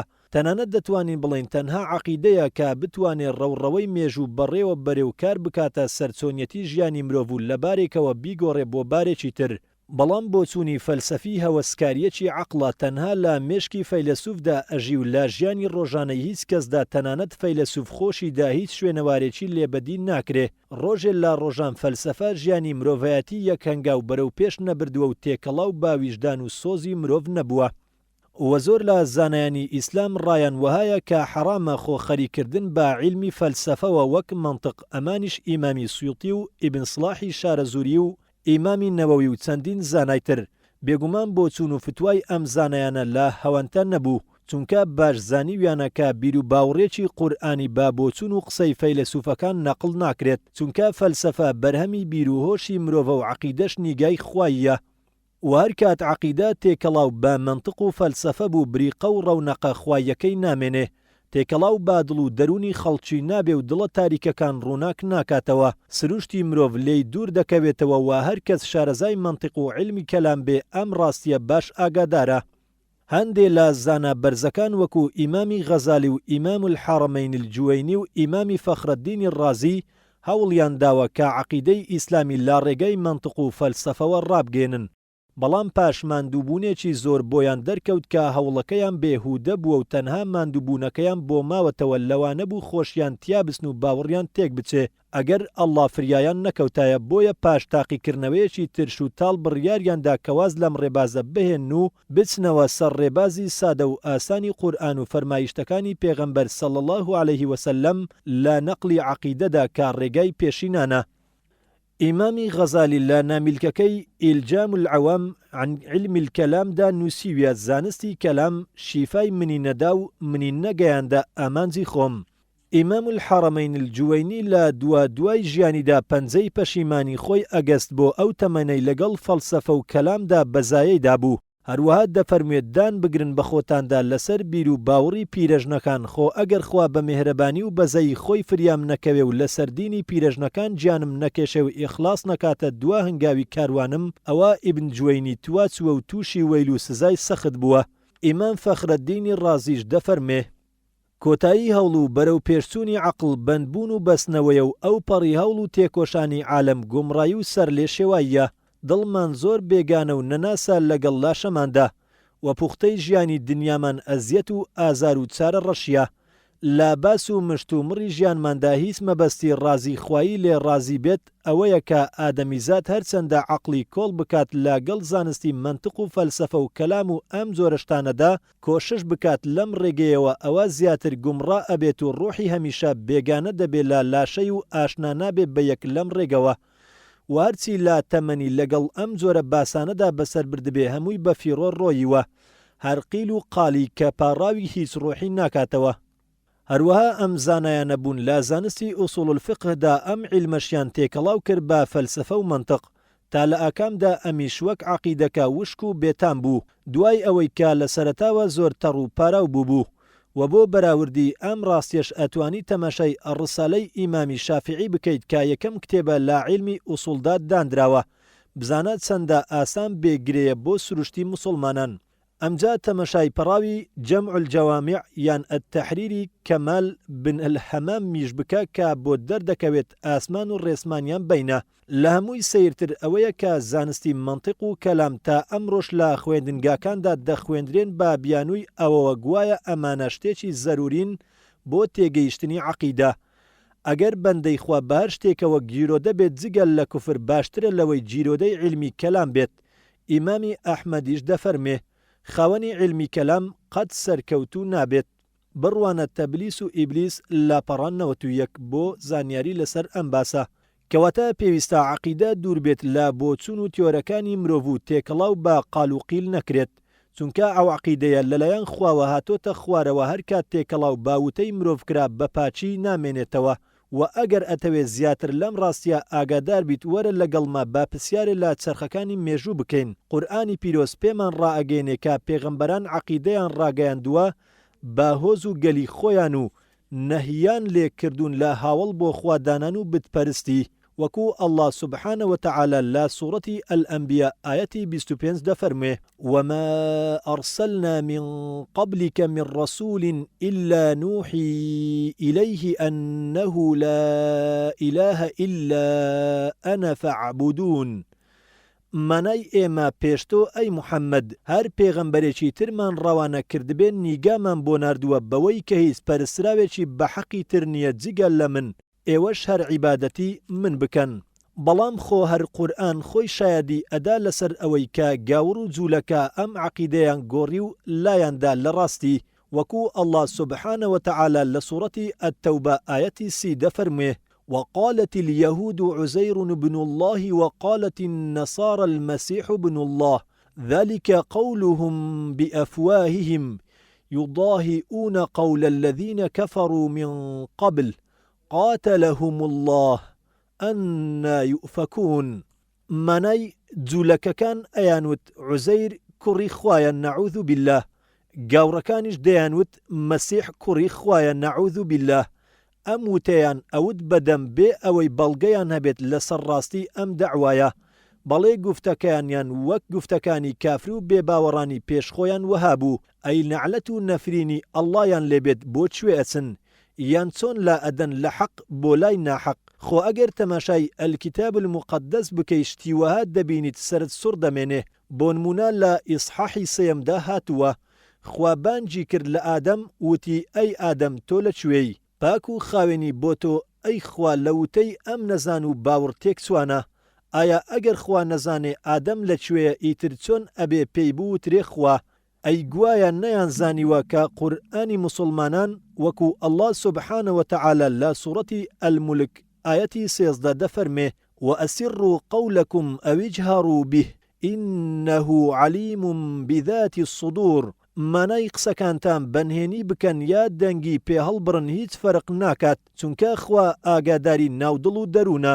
کەوابوو ئەوەیش کە بەسەر کتێبە پێشوەکاندا هاتووە هەموو دەستکاری مرۆڤە و بە ئارەزووی خۆیان قەڵەمیان تێوەرداوە و لەیان زیاد و کەم کردووە بۆ نرخێکی کەم درۆیان بەدەمخواوە کردووە و شتیان بە ناوی ئەوەوە نووسیوە وەکو الله سبحانه وتعالى لسورة البقرة آية 79 دفرمه فويل للذين يكتبون الكتاب بأيديهم ثم يقولون هذا من عند الله ليشتروا به ثمنا قليلا فويل لهم مما كتبت أيديهم وويل لهم مما يكسبون بەم کارە پیسە زۆر شتی تازەیان خستە ناو عەقیدەی خوایەوە وەک عەقیدەی ئەتتەثلیث مانای خوا بەسێ زانین هەروەها زۆر شتی تر لەبارەی زانستی جوگرافیا و ئەستێرە ناسی ناویان نات جوگرافیای گاور و هەر زانایەک لەم بیر و ڕایانە لای بدایە یان توێرێکی تازەی زانستی بدۆزرایەتەوە و ئاشکرای بکردایە کاربەدەستانی کڵێسا ئەیان گرت و ئەیان برد بۆ دادگاکانی پشکنین و لێکۆڵینەوە بۆیە زۆر لە زاناکان خۆیان شاردەوە لا ترسی کڵێسا و پەنایان بردا بەر بێشە و ئەشکەوتەکان و زۆریشیان گەیشتن بە سزای کڵێسا کە نزیکەی 300,000 کەس بوون کە 32,000یان بە زیوندی و سووتێنران و لەناو ئەوانەدا زانای بەناو بانگی سروشت ناسی بڕۆنۆ ساڵی 1600 و هەروەها زانای بەناو بانگ جالیلو ساڵی 1642 کە بڕوای بە سوورخواردنی کوڕەی ئەرز هەبوو بەرکەوتن بێگومان ئەم هەڵوێستەی پیاوانی کڵێسا بووە هۆی دروستبوونی دوژمنایەتیەکی بەتین لە نێوان زانایان و پیاوانی کڵێسادا و زانایان کەوتنە هەوڵدانی ئەوەی کە چۆن بتوانن لاچنجی کڵێسا خۆیان ڕزگار بکەن و توانە و دەسەڵاتی کڵێسا بڕمێنن بۆ ئەم مەبەستە هەندێک لە زاناکانیان وەک لوثەر کە لە ساڵی 1546 میلادی مردووە و کلڤن کە لە ساڵی 1564 میلادی مردووە کەوتنە هەوڵدان بۆ چارەسەرکردنی ئەم گیر و گرفتانە و بەرەنگاری هەڵوێستی پاپاکانیان کرد و بەرپەرچیان دانەوە لە بڵاوکردنەوەی عەقیدەی ئەتتەثلیث و فرۆشتنی پسوولەی لێبوردن سەک الغوفران کە پیاوانی کڵێسا بەناوی ئاینەوە بازرگانیان پێوە ئەکرد سەک الغوفران پسوولەی لێبوردن سەنەدێکی شەرعی پاپایە ئەیفرۆشن بە تاوان باران وەک ئەوانەی زینایان کردووە یان نوێژیان نەکردووە و لە یاساکانی کڵێسا دەرچوون بەهۆی ئەم سەنەدەوە پاپا لەیان خۆش ئەبێ پاپا خۆی بە جێگیری خوا دەزانێ بۆیە دەتوانێ بەڵێنی لێخۆشبوون بدات گەر بوێرم دەڵێم ئیسقاتی ئەم ڕۆیش لە ناو موسڵماناندا زۆر نزیکە لەمە ئەڵڵا پەنامان بدات ئێستاش دەگەڕێینەوە سەر باسەکەی خۆمان بەم شێوەیە جەنگێکی خوێناوی بەرپا بوو لە نێوان ئەم دوو لایەنەدا لە نیوەی دووەمی چەرخی هەژدەهەمدا کە ناوندرا بە سەردەمی دەسەڵاتی ژیری و عەقڵ فیشتە سەری بەرز کردەوە بە ئاشکرا دژایەتی ئاینی ئەکرد و عەقڵی کردە سەرگەورە و پێشەوە هەر لەم سەردەمەدا هەیگەڵ ویستی لایەنگری ئاین بکات بەڵام با شێتانە چونکە ئەیوت خوا بریتیە لە عەقڵ و ژیری پاک و خاوێنی بۆ خوا لە بیری هەڵەی ئەوانە ئەم ململانێ زیاتر بوو لە نێوان زانست و ئایندا بە هەڵهاتنی بەرەبەیانی چەرخی 19ەم کە ناوندرا بە سەردەمی دەسەڵاتی هەست کە سروشتی بە سەرچاوەی هەموو زانست و لێکۆڵینەوەکە ئەزانی وە لەم سەردەمەدا سروش زاڵ بوو بەسەر ژیری و ئایندا و تەنانەت ژیریشیان بە وەچەی سروشدا ئەنا و بەلایەنەوە وەها بوو کە سروش نەخشەی ڕاستی ئەکێشێت لە عەقڵدا وهر لەم سەردەمەدا داروین سەری هەڵدا و پەڕاوی ئەسڵ الئەنواع و ئەسڵ الئینسانی دانا و کەوتە بەربەرەکانەی کڵێسا با شێوەیەکی زەق و ئاشکرا خەڵکیش ئەمەیان بە هەل زانی بۆ ڕزگاربوونیان لەدەست ئەو دێوەی کە چەندەها کەسی شێلا بەناوی دینەوە دوای داروین با شێوەیەکی ڕەقتر مارکس کەوتە بەربەرەکانەی ئاین و بێباوڕی ئاشکرا کرد و دینی باتلیاکی گەلاندایە قەڵەم و مێژووی جیهانی هەموو جێڕایەوە بۆ سک و گەڕاندن بە دوای خۆراکدا و ئامانجا سەرچەکانی مرۆڤی بە سێشت دایە قەڵەم خواردن و خانە و ئارەزووی جنسی ئەمجا دوای ئەمانە ئارەزوو بازی بەناوبانگ فرۆید جیهانی پڕ کرد لە گاڵەگاڵی ئارەزوو بازی و بەلایەوە وابوو ئارەزووی جنسی ڕەوڕەوەی ژیانی مرۆڤە و ڕۆح هەر وجودی نییە و ئاین و ڕەوشت و نەریت هەموو بەرهەمی ئارەزووی جنسین کوڕی منداڵ لەبەر ئارەزووی جنسی دایکی خۆی خۆش ئەوێ و کچیش هەر لەبەر ئەوە باوکی خۆی خۆش ئەوێ ئەمانە و چەندەهای وەک ئەمانە کەوتنە کار بۆ دژایەتی ئاین و بەسەر پەنجەی سەهیۆنیزمی جیهانیەوە یاریان پێ ئەکرا لاپەڕاوی بڕۆتۆکۆڵات حوکەما سەهیۆنیدا لە پرۆتۆکۆڵی دووەمدا ئەڵێ ئێمە هەوڵماندا بۆ ڕەوازپێدانی بیرروڕای مارکس و نیشتە و داروین و نەخشەمان کێشاوە بۆ سەرکەوتنیان چونکە ئەو کاریگەریەی کە بیرروڕای ئەمانە ئەیکات بۆ ڕوخاندنی ڕەوشت و بیر و باوەڕی ئاین پەروەرانی جگە لە جوولەکەکان زۆر ڕوون و دیاریە بۆمان. دوای ئەم جەنگە درێژخایەنە پیاوانی کڵێسا دران بە زەویدا و بە کزی و دڵشکاوی گەڕانەوە و خۆیان حەشاردا لە نێو چوار دیواری کڵێساکاندا و لەم زۆران بازیەدا تێشکان و وەهۆی ئەم تێشکانەشیان زۆر ڕوون و ئاشکرایە چونکە ئاینی ڕاستەقینەی خوای نەکەوتە ئەم ململانەوە بەڵکو و بڕوای هەڵقرچا و هەڵبرسکاوی مرۆڤ کەوتە ئەم زۆران بازیە لەگەڵ زانستدا وە زۆر لەم تیۆرە زانستیانە خاوەنی بەڵگەی ڕوون و تاقیکردنەوەی دوور و درێژ بوون. مامۆستا محەممەد بەهی ئەڵێ لێرەوە دەرئەکەوێت لە زۆرانبازی عەقڵ لەگەڵ دیندا زۆرانبازی بیری مرۆڤ بوو لەگەڵ پیاوانی کڵێسادا. ئێستاش کڵێسا هەر ئەوەی بۆ ماوەتەوە کە هەناسە بڕچەی پێکەوتووە بە دوای خەڵکدا ڕائەکا و بەو پەڕی توانایەوە هەوڵ ئەدا بۆ ئەوەی دۆستانی کڵێسا هەفتانە ساتێ یا کەمتر بێنە کڵێسا و بۆ ئەم مەبەستا بە چەندین شێوە خەڵک هەڵ ئەنێ و ڕابواردن و تەماح ئەخاتە بەردەمیان.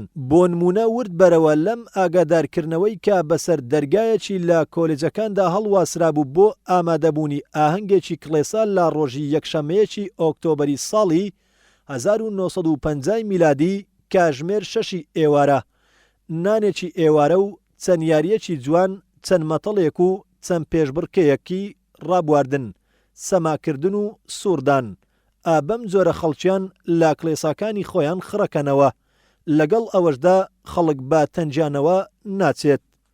بەشی سێیەم سیفەتەکانی عەقیدە لاپەڕا 48 زۆرانبازی نێوان زانستی و دین لە سەرەتاوە لە ئەوروپا دەستی پێکرد لا پاشان وردە وردە هاتە ناو جیهانی ئیسلامی وەچەی تازە پێگەیشتووی موسڵمانانیش کوێرانە خۆیان فڕێدایە ناو ئەم ئاشوبەوە وا تێگەیشتن کە هەموو دینێک وەک دینی مەسیحی دژایەتی زانست ئەکات و نایاڵێ زانایان خزمەتی زانست بکەن هەر بەم تەرازومەنە کێشانە و پێوانەی ئاینی ئیسلامیشیان کرد.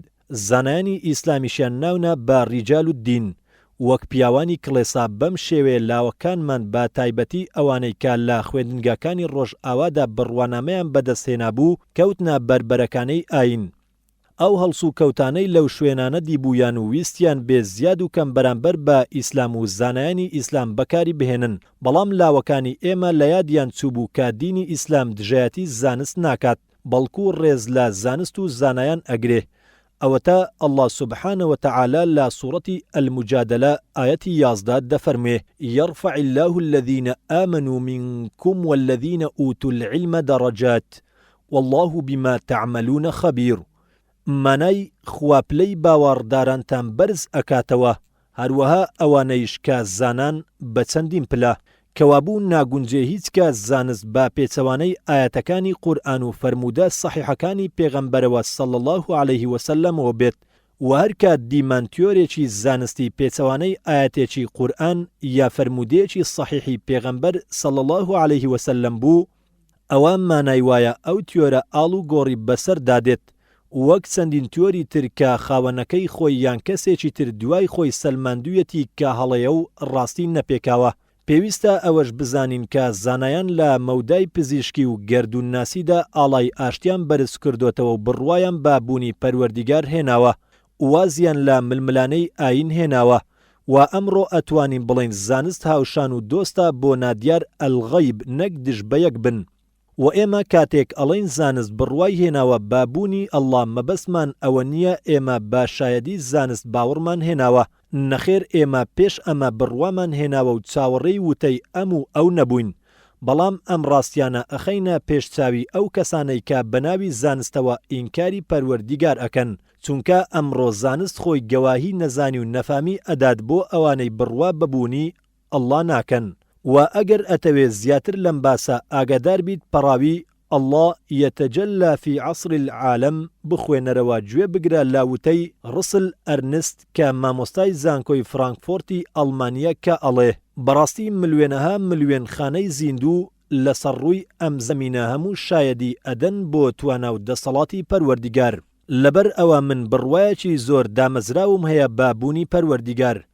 هەروەها لەم بارەوە ئەتوانی پەڕاوی العلم يدعو للإيمان بخوێنیتەوە یان پەڕاوەکانی مامۆستا عەبدوڕەزاق نەوفل الله والعلم الحديث، الإسلام والعلم الحديث، القرآن والعلم الحديث وهتا دوای ئەم چەندێرە کاتی ئەوەمان هاتووە بینە سەرباسی ئەو عەقیدەیە کە خوا بەڵێنی داوە بە پاراستنی. ئایا ئەبێت جێگای ئادەمیزاد چی بێت لەم عەقیدەدا؟ ئیسلام بە چاوی ڕێزەوە تەماشای مرۆڤ ئەکات، بەڵکو مرۆڤ پلەی یەکەم ئەگرێت لەم بوونەوەرەدا و لە یەکەم کاتی دروستبوونی مرۆڤەوە خوای گەورە فەرمانیدا بە فریشتەکان کە سەجدەی بۆ بەرن، ئەمیش هەر لە بەڕێزی پێشەوە ئادەم بوو. و لەم بارەوە ئایەتی قورئان زۆرن و لە ژمارە نایەن. بۆ نمونە لە سوورەتی الئیسراء ئایەتی 7 الله سبحانه وتعالى دەفەرمێ ولقد كرمنا بني آدم وحملناه في البر والبحر ورزقناهم من الطيبات وفضلناهم على كثير ممن خلقنا تفضيلا. مانای بەڕاستی ئێمە ڕێزمان لە ئادەمی زاد گرتووە و هۆی سواری و گواستنەوەمان پێبەخشیون لە وشکانی و دەریادا. ڕزق و ڕۆزی پاک و خاوێن و بەتاممان پێداون، کردومانن بە سەرگەورەی زۆربەی ئەو شتانەی کە دروستمان کردوون. بە هەمان شێوە لە سوورەتی ئەلبەقەڕەش ئایەتی 30 دەفەرمێ وإذ قال ربك للملائكة إني جاعل في الأرض خليفة. مانای لە کاتێکدا خوای تۆ خەبەری دا بە فریشتەکان کە من لەسەر ڕووی زەویدا جێنشینێک بۆ خۆم دائەنێم. جێنشینی خوا لەسەر زەوی و ئاوەدانکردنەوەی زەوی بەشێکە لە عیبادەت هەموو لایەن و کون و قژبنێکی ژیان ئەگرێتەوە. نوێشکردن عیبادەتە، هاتوچۆی خزم و خۆیش عیبادەتە، چاوداخستن لە ئاستی حەرامدا عیبادەتە، پۆشینی بەرجی پڕ لە حەیا بۆ ئافرەت عیبادەتە، دەستپاچی لە مامەڵەدا عیبادەتە، خۆشەویستی و پەیوەندی نێوان ژن و مرد عیبادەتە، هەموو هەڵس و کەوت و جوولە و تەنانەت نیازێکی چاکەی مرۆڤ ئەبێ بە عیبادەت. بەو مەرجەی بە نیازی ڕەزامەندی خوا ئەو کارە بکات کەوابوو کردەوە لە ئیسلامدا پەیوەندە بە نیازی دڵەوە نەک بە بەرهەم و کۆتاییەکەیەوە. بەو مانە هەر کەس هەستا بەکارێک و مەبەستی ڕەزامەندی ئەڵڵا بوو ئەوە خوا بە عیبادەت بۆی ئەنووسێ با کارەکەیشی بەرهەم نێ و نەگا بە ئامانج. لێرەدا شتێکی ترمان بۆ ڕوون ئەبێتەوە کە ئەویش ئەوەیە عەقیدەی ئیسلامی دژ بە وتەیە کە ئەڵێن گەیشتن بە مەبەست هەموو هۆیەکی گەیشتنمان بۆ ڕەوە ئەدات. نەخێر لە ئیسلامدا دروست نییە پەنا ببرێت بۆ هۆی پیس و ناڕەوە، بۆ گەیشتن بە ئامانجێک بە ئامانجەکەش ڕەوا بێت. بۆ نمونە دروست نییە گزیکردن لە کاتی تاقیکردنەوەدا بە هیوای دەرچوون، هەروەها دروست نییە دزینی ماڵی کافرێک بە هیوای ئەوەی یارمەتی موسڵمانانی پێ بدرێ. لێرەدا پێویستە دەستنیشانی ئەوە بکرێ کە لەم دواییەدا زانایانی فقه ئەحکامی ئیسلامیان دابەش کرد بۆ لای چەند بەشێک وەک العیبادات، المعاملات والوصايا، النکاح هەتا دوایی. ئەمەش بۆ ئاسانکردنی خوێندن و لەبەرکردنی بۆ قوتابیەکان.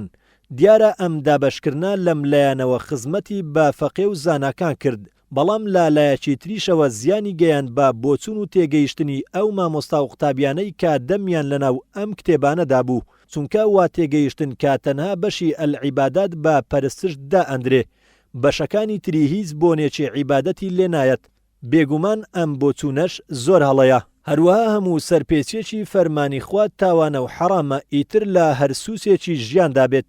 جیاوازی نییە ئایا لە عیبادات دابێ یان لە معاملات یا لە نیکاحدا.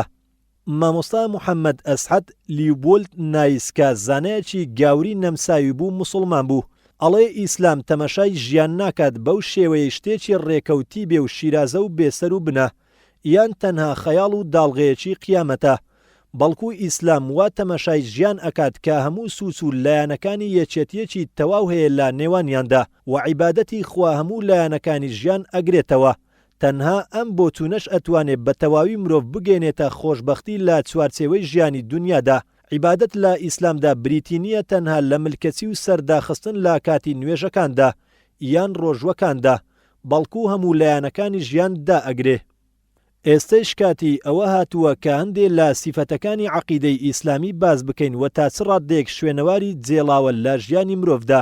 یەکەم سیفەتی ئەم عەقیدەیە ئەوەیە کە لەلایەن خواوەیە و دەستکاری مرۆڤی تێدا نییە و گۆڕانی بەسەردا نەهاتووە. لەبەر ئەوە دڵنیا ئەبین کە ئەم عەقیدەیە گونجاوە لەگەڵ سروشتی مرۆڤدا و بەختەوەری وا لە دواکەوتنی ئەم عەقیدەیەدا، بەدبەختی وا لە پشت لێ هەڵکردنیدا. تەنانەت خێر و خۆشی ئەم ژیانش بەستراوە بە گوێگرتنی ئەم شەریعەتەوە. وەکو ئەڵڵا سوبحانە وتەعالاش لە سوورەتی ئەلئەعراف ئایەتی 96 دەفەرمێ: ولو أن أهل القرى آمنوا واتقوا لفتحنا عليهم بركات من السماء والأرض ولكن كذبوا فأخذناهم بما كانوا يكسبون. مانای بەڕاستی ئەگەر دانیشتووی دێهات و شارەکان بڕوای ڕاستیان بەخوا بهێنایە و لەخوا بترسایەن، ئێمە فەڕ و بەرەکەتی ئاسمان و ئەرزمان بۆ ئەکردنەوە، بەڵام بە پێچەوانەوە ئەوان بڕوایان نەکرد بەخوا و با ڕۆژی دوایی، هەتا ئێمە لە ناکاتا گرتمان و بەڵامان ناردە سەریان بەهۆی کردەوەی ناهەمواری خۆیانەوە. بێگومان عەقیدەیەک کە خوایی بێت ناگونجێ هیچ ناتەواویەکی تێدا بێت، چونکە خوا دوورە لە عەیب و ناتەواوی. هەر عەقیدەی خوایی ئەتوانێ برسیەتی سروشت بە تەواوی تێر و تەسەل بکات، چونکە سروشتێک کە دروستکراوی خوای گەورە بێت هەر بە ئەو دڵنیا ئەبێت و ئەم برسیەتی سروشتە کە پەنا ئەباتە بەردەسەڵاتی خوای لە کاتی کارەساتی سامناکدا باڕوونی دەرئەکەوێ و دێتە زمان و تەنانەت ئەو ستالینەی کە ئەیوت خوانیە و دین زاڵویەکە کە خوێنی گەلان ئەمژێ، ئەم ستالینە لە بەردەم کارەساتی دڵتەزێنی جەنگی جیهانی دووەمدا لاواز بوو. قەشەکانی لە بەندیخانە دەرهێنا بۆ ئەوەی دوعای سەرکەوتنی بۆ بکەن. هەروەها لە کاتی نەخۆشیدا ناردی بە دوای قەشەیەکدا بۆ ئەوەی بپاڕێتەوە و داوای لێخۆشبوونی بۆ بکات. ئەمجا عەقیدەیەک کە خوایی بێت هیچ جیاوازیەک ناخاتە نێوان چینەکانی مرۆڤەوە. عەرەب هیچ گەورەیەکی نییە بەسەر عەجەمدا، وەسفی بەسەر ڕەشدا، مەگەر بە تەقوا نەبێت. ئادەمیزاد هەموو لە ئادەمە و ئادەمیش لا گڵە، هەمویان بەندەی ئەڵڵان. پیاو لە تەرازووی خوادا خۆشەویستتر نییە لە ئافرەت، و هیچ چینێ زیاتر نییە لە چینێکی تر. وەک وتراوە، ئەڵمانیا لە سەرووی هەمووانەوەیە، کەوابوو هەر عەقیدەکەی ئەڵڵایە کە بە چاوی پڕ لە ویژدانەوە تەماشای هەموو مرۆڤ بکات. دووەم سیفەتی ئەم عەقیدەیە ئەوەیە کە ناگۆڕێ، چونکە لە لایەنی خواوە هاتۆتە خوارەوە بەنیگە و بە مردنی پێغەمبەر صلی الله عليه وسلم وحی بڕاوە و ئیتر کەس ناتوانێ لێی زیاد و کەم بکات، وەکو ئەڵڵا سوبحانە وتەعالا لە سوورەتی ئەڕۆم ئایەتی 30 دەفەرمێ: فأقم وجهك للدين حنيفا فطرة الله التي فطر الناس عليها لا تبديل لخلق الله ذلك الدين القيم ولكن أكثر الناس لا يعلمون. مانای ڕووی دڵ و دەروونت ڕاگرە لەسەر ئەم دینە، چونکە تاقە دینێکە لەگەڵ مرۆڤدا بگونجێ. خوا سروشتی مرۆڤی لەسەر ئەم عەقیدەیە دروست کردووە و دروستکراوی خوا گۆڕانی بەسەردا نایەت. هەر ئەمەیشە شاڕێگەی ڕاستی، بەڵام زۆربەی ئادەمیزاد نایزانن. بەڵێ مرۆڤ گۆڕانی بەسەر دادێت، بەڵام لە چوارچێوەی عەقیدەیەکی دامەزراودا کە فراوانە بۆ هەموو چەرخ و چینێکی ئادەمی زاد، و هەر کات مرۆڤ لەم چوارچێوەیە دەرچوو ئەوە مانای وایە لە یاسای بوونەوەر دەرچووە، وەک ئەستێرێک لە خولگەی خۆی دەرچوو بێت بەرەو سەرنگومی و لە ناوچوون لەوانەیە چەند ئەستێرەی تریش لەگەڵ خۆی سەرنگوم بکات. ئەبێ شتێکی دامەزرا و نەگۆڕ هەبێت کە ئادەمیزاد بگەڕێنەوە بۆ لای، بۆ ئەوەی بەحەسێنەوە لە سایەیدا و بتوانن هەموو شتێک بەو ڕێبازە بپێون. ئەوانەی کە ئەڵێن هەموو شتێ لە ژیانی مرۆڤدا لە گۆڕاندایە، تەنانەت دین و ڕەوشتیش، ئەوانە هەمیشە ئاشوبیان ناوەتەوە و ئەبنا هۆی تێکدانی شیرازەی یاسا بۆ تێرکردنی ئارەزووی خۆیان. بۆ نمونە زینا حەرامە و ئەم حوکمە حوکمێکی سەلمێنراوە لە هەموو دینە ئاسمانیەکاندا، و هەموو کەس ئەم حوکمەی بەلاوە جوانە. بەڵام ئەگەر دین و قانون دامەزراو نەبێ، ئەوە مانای وایە کە زینا ڕۆژێ لە ڕۆژان خراپ بووە، بەڵام ئەمڕۆ ڕەوش گۆڕاوە، کەوابوو زیناش ڕەوایە و خراپەی تیان نەماوە. وەک فرۆید ئەڵێ، زینا پێویستیەکی بیۆلۆجیە، داپۆشینی عەوڕەت یاسایەکی نەگۆڕاوە. بەڵام ئەگەر تەماشای عادەت و نەریتی ئەمڕۆ بکەین، ئەبێ بڵێن خۆ دەرخستنی ئافرەت شتێکی ڕەوایە، چونکە ئەخلاق گۆڕاوە. بەڵام بێگومان ئەوانەی هەوڵ ئەدەن بۆ ڕوودبوونی ئافرەت تەنها ئەو ئارەزوو برسیانن کە ئارەزوویان بە هیچ شتێ تێر نابێ و بڕوایان بە پاشەڕۆژ و لێپرسینەوە نییە. بەڵێ بەم شێوەیە تەرازووی مرۆڤایەتیان تێکدا و لارسەنجیان کرد و هیچ تەرازویەکیان نەیەڵایەوە کە کێشانەی کردەوەی ئادەمی زادی پێ بکرێ بۆ ئەوەی خێر و شەڕ و چاک و خراپ لێک جودان نەکرێتەوە و هەمیشە لە هەوڵی تێکردنی ئەو ئارەزوەدا بن بە هەر ڕێگایەک بۆیان بلوێ با لە سەرحیسابی ڕەوشت و ئەخلاقی خەڵقی بێدەسەڵاتیش بێت وارکە ترازوو تێکچ و حکمیش تێک ئەچێ و هەڵە و ڕاست لێک جودان ناکرێتەوە بۆیە زۆر کەس هەیە لای خەڵکی بەڕێزە و بەرزەپێ لە بەری هەڵ ئەسن و بەدەم فەرمانیەوە ئەچن بەڵام کاتێ با تەرازووی خوا کێشانەی ئەکەین هیچ وەزنێکی نییە بۆ نمونە وەلیدی کوڕی موغەیرا کە قوڕیشیەکان زۆر ڕێزیان ئەگرت و بە گەورە و ڕیشسپی خۆیانیان دائەنا کەچی ئەڵڵا سوبحانە وتەعالە دەربارەی ئەفەرمێ ولا تطع كل حلاف مهين هماز مشاء بنميم لە سوورەتی ئەلقەلەم ئایەتی 10 بۆ 11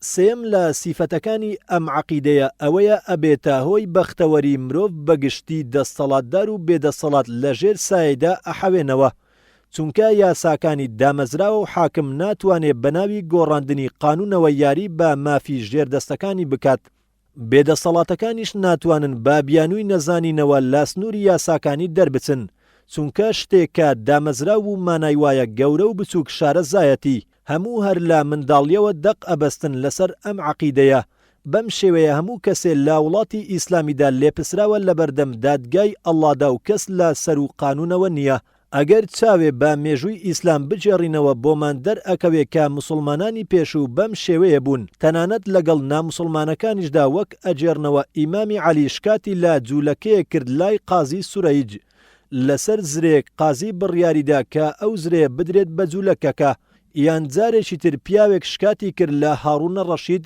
لای ئەبوو یوسف هاڕون جەحفەر البەرمچی ئەکا بە شایەدی خۆی لەو مەسەلەیەدا بەڵام ئەبوو یوسف شایەدیەکەی لێوەرناگرێت لەبەر ئەوەی ئەڵێ بیستومە جەحفەر بە هاڕوونی وتووە من بەندەی تۆم جا ئەگەر ڕازگۆ بێت ئەوە شایەدی عەبد بۆ گەورەکەی دروست نییە و ئەگەر درۆ بکات ئەوە شایەدی درۆزن وەرناگیرێت بەم شێوەیە ئەگەر یاساکان دامەزراو بێت ئەوە هەموو مرۆڤەکان ئەکەونە خۆشبەختی بەڵام ئەگەر قانون گۆڕا ئەوە مانای وایە مرۆڤایەتی هەمیشەها لە ئاڵۆزی دڵ و دەرووندا چونکە ئەزانن ئەم یاسایانە دەستکردی مرۆڤە و مرۆڤیش ناتەواوە بەڵکو ڕازیبوونی دڵ بە یاسا دەستکردەکان کوفرە چونکە یاسا هەر یاسای ئەڵڵایە و بەس هەرگەلێ دوای یاسای دەستکرد کەوت حاکمەکانیان بە ئارەزووی خۆیان ئاڵوگۆڕی تیا ئەکەن ژێردەستەکانیش هەمیشە بۆ هەڵ ئەگەڕێن کە لەدەست قانون ڕابکەن بەڵێ ئەمە سەلمێنراوە بۆ هەموو یاسایەکی دەستکردی مرۆڤ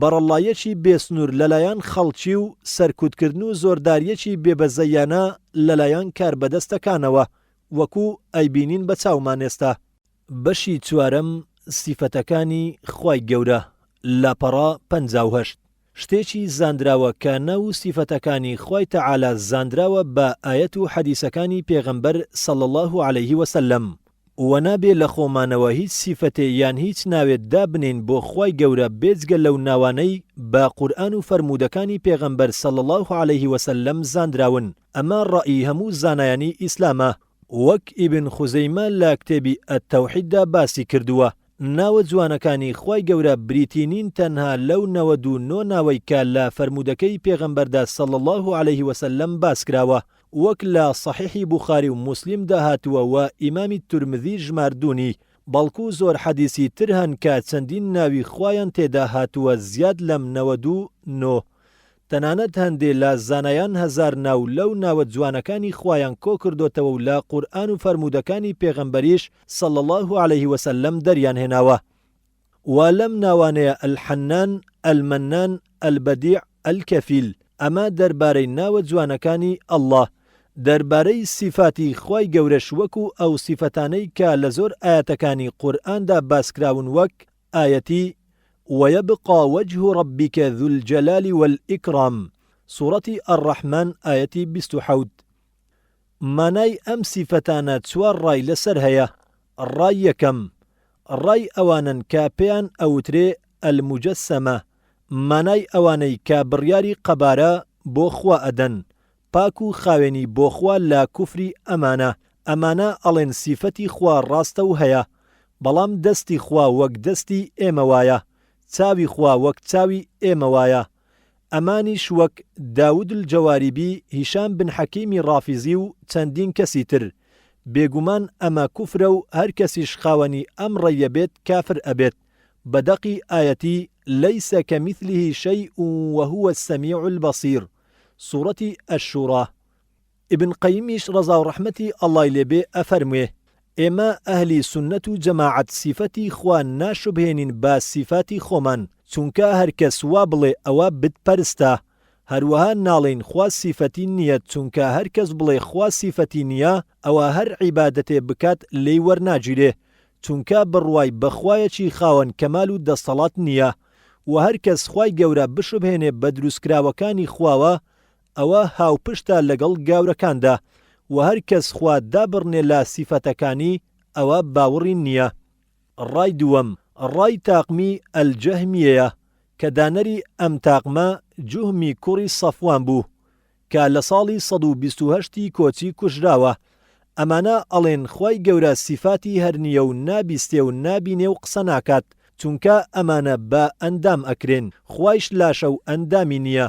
و بێگومان ئەم تاقمەش هەر کافرن، چونکە هیچ سیفەتێکی تەواوی نادەنە پاڵخوای پەروەردیگار، بەڵکو بە چاوی ناتەواوی تەماشای خوا ئەکەن. لەبەر ئەو پێیان وتراوە ئەلموعتیلە، مانای ڕایان وایە خوا وەستێنراوە لە هەموو کاروبارێک. خوا پەنامان بدات لەم کوفرە.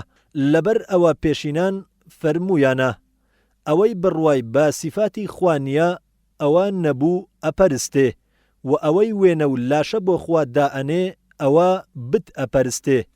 ڕای سێیەم، ڕێبازی پیاوچاکان و پێشینانە ئەسەلەف ساڵح. ئەمانە ئەڵێن ئێمە بڕوامان بەو سیفەتانە هەیە کە لە قورئان و فەرموودەکانی پێغەمبەردا صلی الله عليه وسلم باس کراوە، بەبێ ئەوەی هیچ تەویلی بکەین یان هیچ مانای بکەین.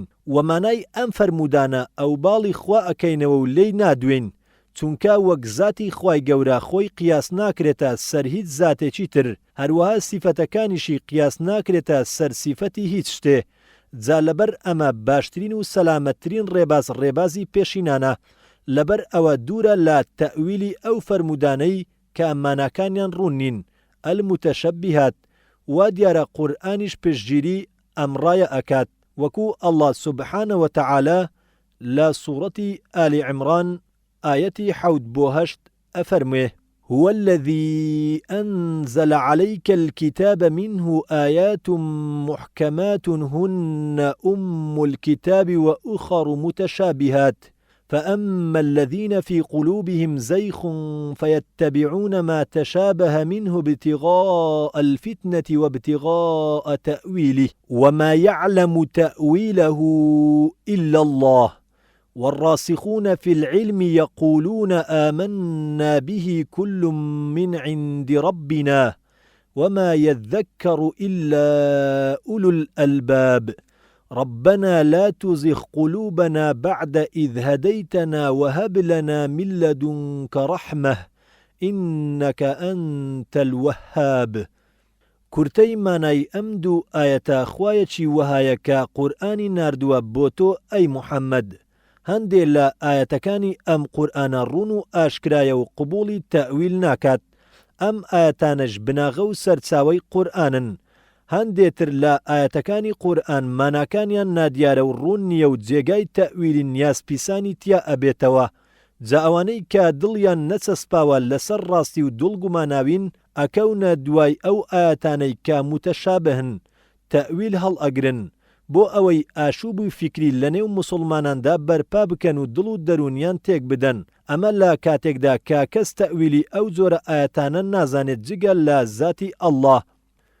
و ئەوانەی کە ڕووچون لە زانستدا و دامەزراون لەسەر بناغەی زانستی ئەڵێن ئێمە بڕوامان بە هەموو ئاەتەکانی قورئان هەیە و هەمووی هەر لەلایەن پەروەردیگارمانەوەیە، و کەس بەم شێوەیە بیر و هۆش ناکاتەوە مەگەر خاوەنی فام و ژیری. ئەی پەروەردیگارمان دڵ و دەروونمان تێک نەدەیت و باوەڕشلۆقمان نەکەیت دوای ئەوەی ڕێنماییت کردین بۆ ڕێگای ڕاست. ڕەحم و بەزەینمان پێ ببەخشە لە بارەگای خۆتەوە چونکە بەڕاستی تۆ زۆر بەخشندەی. وا دیارە وەستان لەسەر وشەی ئیلا الله زۆر بەجێتر و ڕستەی الراسخون في العلم يقولون ڕستەیەکی تری سربەخۆیەوە الراسخون ئەبێتە مبتەدا و ڕستەی يقولون آمنا بی ئەبێتە خەبەر کەوابوو با تەفسیری ئەم وشە دیارانە ئەو باڵی خوا بکەینەوە و خۆمانی پێوە ماندوو نەکەین و بڕوامان بە هەمووی هەبێ کە لەلایەن خوای گەورەوەیە و ئەمەش ڕای یارانی پێغەمبەر صلی الله عليه وسلم و تابعین و هەر چوار ئیمامەکەیە. ڕای چوارەم ڕێبازی پاشینان ئەلخەلەفە خاوەنی ئەم ڕێبازە ئەڵێن تەئویلی ئەو جۆرە ئایەتانە کە متەشابەهن دروستە هەرچەندە ئەمانیش لەگەڵ سەلەفدا هاودەنگن لەسەر ئەوەی ئەبێ بە شێوەیەک تەئویل بکرێ کە بڕیاری لاشە و ئەندام بۆ خوان نەدات بەڵکو بە شێوەیەک مانا بکرێکە لەگەڵ گەورەی و یەکتاپەرستی خودا بگونجێ. بۆ نمونە لە تەفسیری ئایەتی وەیەبقا وەجه ڕەبیکدا ئەڵێن مانای وەیەبقا ڕەبیک و مانای یەد الله فەوق ئەیدیهم ئەڵێن قودرەت الله فەوق قودرەتیهم دەست بە مانای توانە دائەنێ. بەڵگەی ئەم زانایانە لەسەر دروستی ئەم تەئویلە هەر ئایەتی ڕابردووە چونکە ئەوان ئەڵێن لەسەر وشەی الراسخون في العلم ئەوەستین نەک لەسەر وشەی ئیلا الله کەوابوو والراسخون عاتف ئەکرێتەوە بۆ سەر ئیلا الله ئەمەش ئەوە ئەگەێنێ کە زانا بەرزەکانیش تەئویلی ئەو جۆرە ئایەتانە دەزانن بۆیە دروستە تەئویلی بکەن.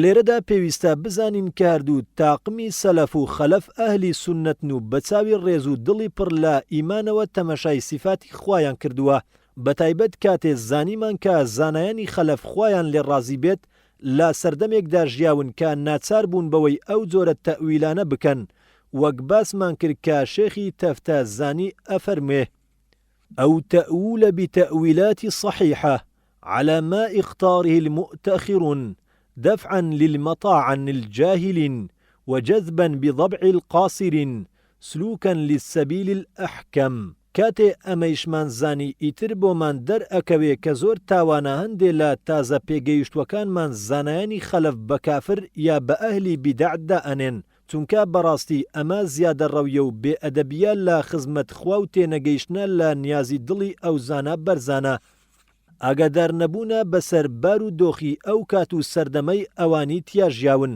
تەنانەت ئیمامی ئەحمەدی کوڕی حەمبەل هەندێ لە فەرمودەکانی پێغەمبەر صلی الله عليه وسلم تەئویل کردووە وەکو الحەجەر الأسود يمين الله في أرضه قلب المؤمن بين أصبعين من أصبع الرحمن. ئالێرەدا ئەم هەڵە لەدەست نادەم و کەمێک لە باسی تەکفیر دەکەم بە دەستەبارەی خۆم بۆ گوێگری بەڕێز. زانایان ئەفەرمون ئەم سەر و ئەو سەری هەموو شتێکتانە لێدرا و باسکراوە ئەمە قاعیدەیەکی و پێویستی بە ڕوونکردنەوە هەیە بۆ نمونە خواردن شتێکی حەڵاڵە بەڵام زۆر خواردن زیاد لە سنووری پێویست پێی ئەوترێ ئیفرات مانای زیادە ڕەویە و زەرەری بۆ گەدە هەیە هەروەها وازێنان لە خواردن و برسیکردنی ڕیخۆڵەکانیش پێی ئەوترێت تەفریط مانای کەمتەرخەمیکردن و نەدانی حەقی گەدە و ڕیخۆڵە دیارە ئەمەش هەر زەرەری هەیە چونکە وەک لە سەرەتای ئەم نامیلکەوە باسمان کرد زۆر کەس هەن لەم سەردەمەدا بەتایبەت ئەو مامۆستایانەی کە ئاگاداری بارودۆخی جیهانی ئیسلامی نین و هیچیان نەخوێندێتەوە دەربارەی پلانەکانی ساهیۆنی و سەلیبی لەناو جەرگەی جیهانی ئیسلامی و خاچی ئیسلامدا هەڵگرانی ئاڵای کوفر بە موسڵمانان ئەزانن دیفاعیان لێ ئەکەن و ئەڵێن مادەم لە دارولئیسلامدا ئەژین هەر موسڵمانن ئەمە لە کاتێکدا کە ئەو جۆرە کەسانە خۆیان لە ناخی دڵیانەوە پێیان خۆش نییە پێیان بوترێت موسڵمان ئامادەن لە پێناوی بیر و باوەڕیاندا خاچی ژێر پێیان بە خوێنی خۆیان سوور بکەن بەڵام ئامادەنین هەتا دوا هەناسەی ژیانیان یەک نوێژ بۆ ئەڵڵا بکەن یان یەک شایەدمان بێنن ئەڵڵاهوممە مەگەر کاتێک کە بە شایەدمانێکی سەرزارەکی و درۆ مەلایەک هەڵخەڵەتێنن بۆ ئەوەی کیژۆڵەیەکی دڵهەژاری باوەڕداری لێمارە ببڕێ شایەتمانەکەشی تەنها بۆ ئەو ساتەیە هەتا کچەکە بەندی ئارەزووی خۆی ئەکات ئیتر لە دواییدا هەر ناڵی ئەو پیاوە بووە کە شایەتمانەکەی هێناوە ئەمە لالایەکەوە لالایەکی تریشەوە هەندێ لە برالاوەکانمان بە یەکجاری دۆشاویان تێکەڵ کردووە وشەی کافرکردن بۆتە بنێشتە خۆشەی دەمیان و هەڵ ئەسن و دائەنیشن باسی بە کافرکردنە هەروەکو مسلمانان هیچ گیر و گرفتێکیان نەمابێت تەنها ئەوە نەبێت یەکتری کافر بکەن، ڕوبەڕووی یەکتری بوەسن و تانە و تەشەر لا یەکتر بدەن و قوتابیەکانیان لەم لاولەولا بەگشت یەکتردا بچن. بەڕاستی ئەمەش بەڵایەکی ترە مسلمانان لەم چەرخەدا جیرۆدەی بوون و ئەوەیشی کەڵک لەمە وەردەگرێت تەنها دوژمنانی ئیسلامە. ئەی برا دڵسۆزەکەم، ئێمە چەندین بیر و باوڕ لە ناوماندا بڵاو بۆتەوە و هەر یەکەی بە سەدان و هەزاران لاوی لێت زیوین کردوونی بە پاسەوانی کوفرەکەی خۆی. ئێمە لەم ڕۆژەدا حەقمان وایە هەموو بەجارێ قۆڵ بکەین بە قۆڵی یەکدا، سۆفی و دەروێش، حاجی و شێخ، مەلا و فەقێ، خوێندەوار و نەخوێندەوار، سەلەف و خەلەفمان هەموو بەجارێ بینە ئەندامی ئایەتی ئینەمە المؤمنون ئیخوە.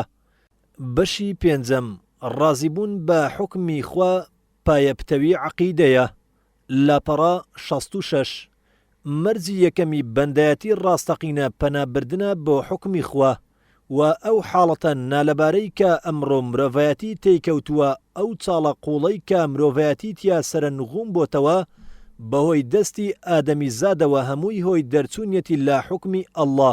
الله سبحانه وتعالى لسورة النساء آية 65 دفرمه فلا وربك لا يؤمنون حتى يحكموك فيما شجر بينهم ثم لا يجدوا في أنفسهم حرجا مما قضيت ويسلموا تسليما. واتان خير وانيا سوين بخوايتو إيمانيا نياهتاتو أكن با حكم لا مشتو مرو تسندو تونيكياندا دوای ئەوەیش هیچ ناڕەزایەک نەمێنێ لە دڵیاندا بەرامبەر بە قەزای تۆ لەو ناکۆچیانەی تۆ بۆیان چارەسەر ئەکەیت، ئەبێ بە تەواوی ملکەسی فەرمانی تۆ ببن.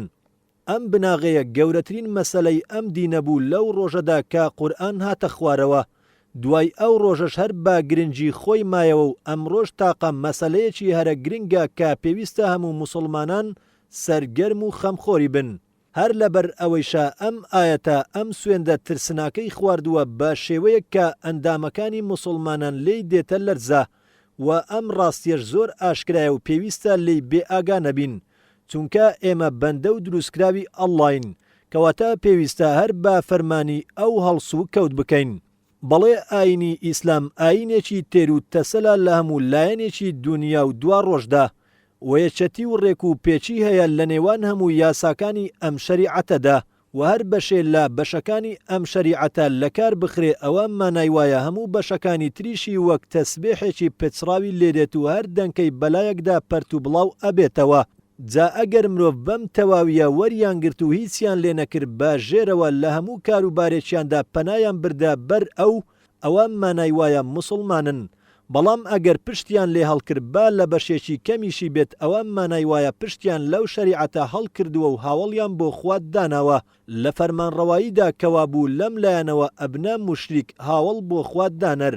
ئەم ئاەتە ئەوە ئەگەێنێ هەر کەس بەدڵ ملکەسی فەرمانی ئەڵڵا نەبێت ئەوە باوەڕدار نییە. ئەمە مانای ظاهیری ئاەتەکەیە، هیچ بەڵگەیەکیشمان نییە بەدەستەوە کەم ئاەتە لەمانە دیاریکەرەکەی لابەرین و تەویلی بکەین. ئیبن حەزم ئەفەرمێ ئەمە دەقێکە تەویل هەڵناگرێ، بەڵگە نییە لەسەر ئەوەی کە بڵین مانای ئەوەیە کە هەرکەس ملکەسی فەرمانی خوا نەبێ ئیمانی تەواو نییە. هەروەها ئیمام فەخرەدینی ڕازی لە تەفسیرەکەیدا ئەفەرمێ ڕووی دەرەوەی ئاەتەکە ئەوە ئەگەێنێ کە دروست نییە نەس تایبەتی تەخسیس بکرێ با قیاس. ئاەتەکە ئەوە ئەگەێنێ کە واجبە بە گوێکردنی فەرموودە و حوکمی پێغەمبەر صلی الله عليه وسلم بەبێ هیچ بربەست و سنوورێک، و دروست نییە لادان لە فەرمانی پێغەمبەر صلی الله عليه وسلم بۆ لای شتێکی تر. ئەمەیش ئەوە ئەگەێنێ کە واجبە ئەو ئاەت و حەدیسانەی مانای گشتیان تێدایە پێش بخرێن بەسەر حوکمی قیاسدا. هەروەها شیرازە و پەیوەندی ئەم ئاەتە لەگەڵ ئاەتەکانی پێشوودا ئەوە ئەگەێنێت تەویلکردنی لا یؤمنون بەلا یەستەکلیمون الئیمان مانای ئاەتەکە پچر پچر ئەکات و تێکی ئەدات، چونکە ئاەتەکانی پێشوو هەموو ئەوە ئەگەێنن کە ئیمان و ئیسلام ئەوەیە کە پەنابەرینە بەر شەرع و یاسای ئەڵڵا. یەکێ لەم ئاەتانەی پێشوو ئەوەیە کە ئەڵڵا سوبحانە وتەعالا لە سوورەتی ئەنیسا ئاەتی 59 ئەفەرموێ يا أيها الذين آمنوا أطيعوا الله وأطيعوا الرسول وأولي الأمر منكم فإن تنازعتم في شيء فردوه إلى الله والرسول إن كنتم تؤمنون بالله واليوم الآخر ذلك خير وأحسن تأويلا. ابن كثير لا ماني أم آيات دا أفرمه ئەم ئاەتە ئەوە ئەگەێنێ کە هەر کەس لا کاتی ناکۆچیدا پەنان نەباتە بەر شەرعی خوا و پێغەمبەر صلی الله عليه وسلم ڕازی نەبێ بە حکمی ئەوان ئەوە بڕوای بەخوا و بە ڕۆژی دوایی نییە. مامۆستا عەبدولکەریمی مودەڕیس لە تەفسیری مواهب الرەحماندا ئەفەرموێ مانای سوێند ئەخۆم بە خوای تۆ ئیمانیان نییە هەتا تۆ نەکەن بە حەکەم لە هەموو ناکۆچی و ناڕێچێک کە لە نێوانیاندا پەیدا ئەبێ و بە تەواوی دڵیان تەسلیم ئەبی و گرێ و ناڕەزاییتیان نامینێ و بە ئاشکرا و بەنهێنی ملکەس ئەبن بۆ فەرمانی خوا وەکو چۆن مصدەڕە تەئکیدیەکە ئەم مەبەستە ئەگەێنێ بۆیە ئەو ئاەتەی دوای ئەمە بە تەواوی باسەکە ڕوون ئەکاتەوە و هیچ گەرد و دووکەڵێکی بەسەرەوە نایەڵێ وەکو الله سبحانه وتعالى لا سورة النساء آية 60 أفرميه ألم تر إلى الذين يزعمون أنهم آمنوا بما أنزل إليك وما أنزل من قبلك يريدون أن يتحاكموا إلى الطاغوت وقد أمروا أن يكفروا به ويريد الشيطان أن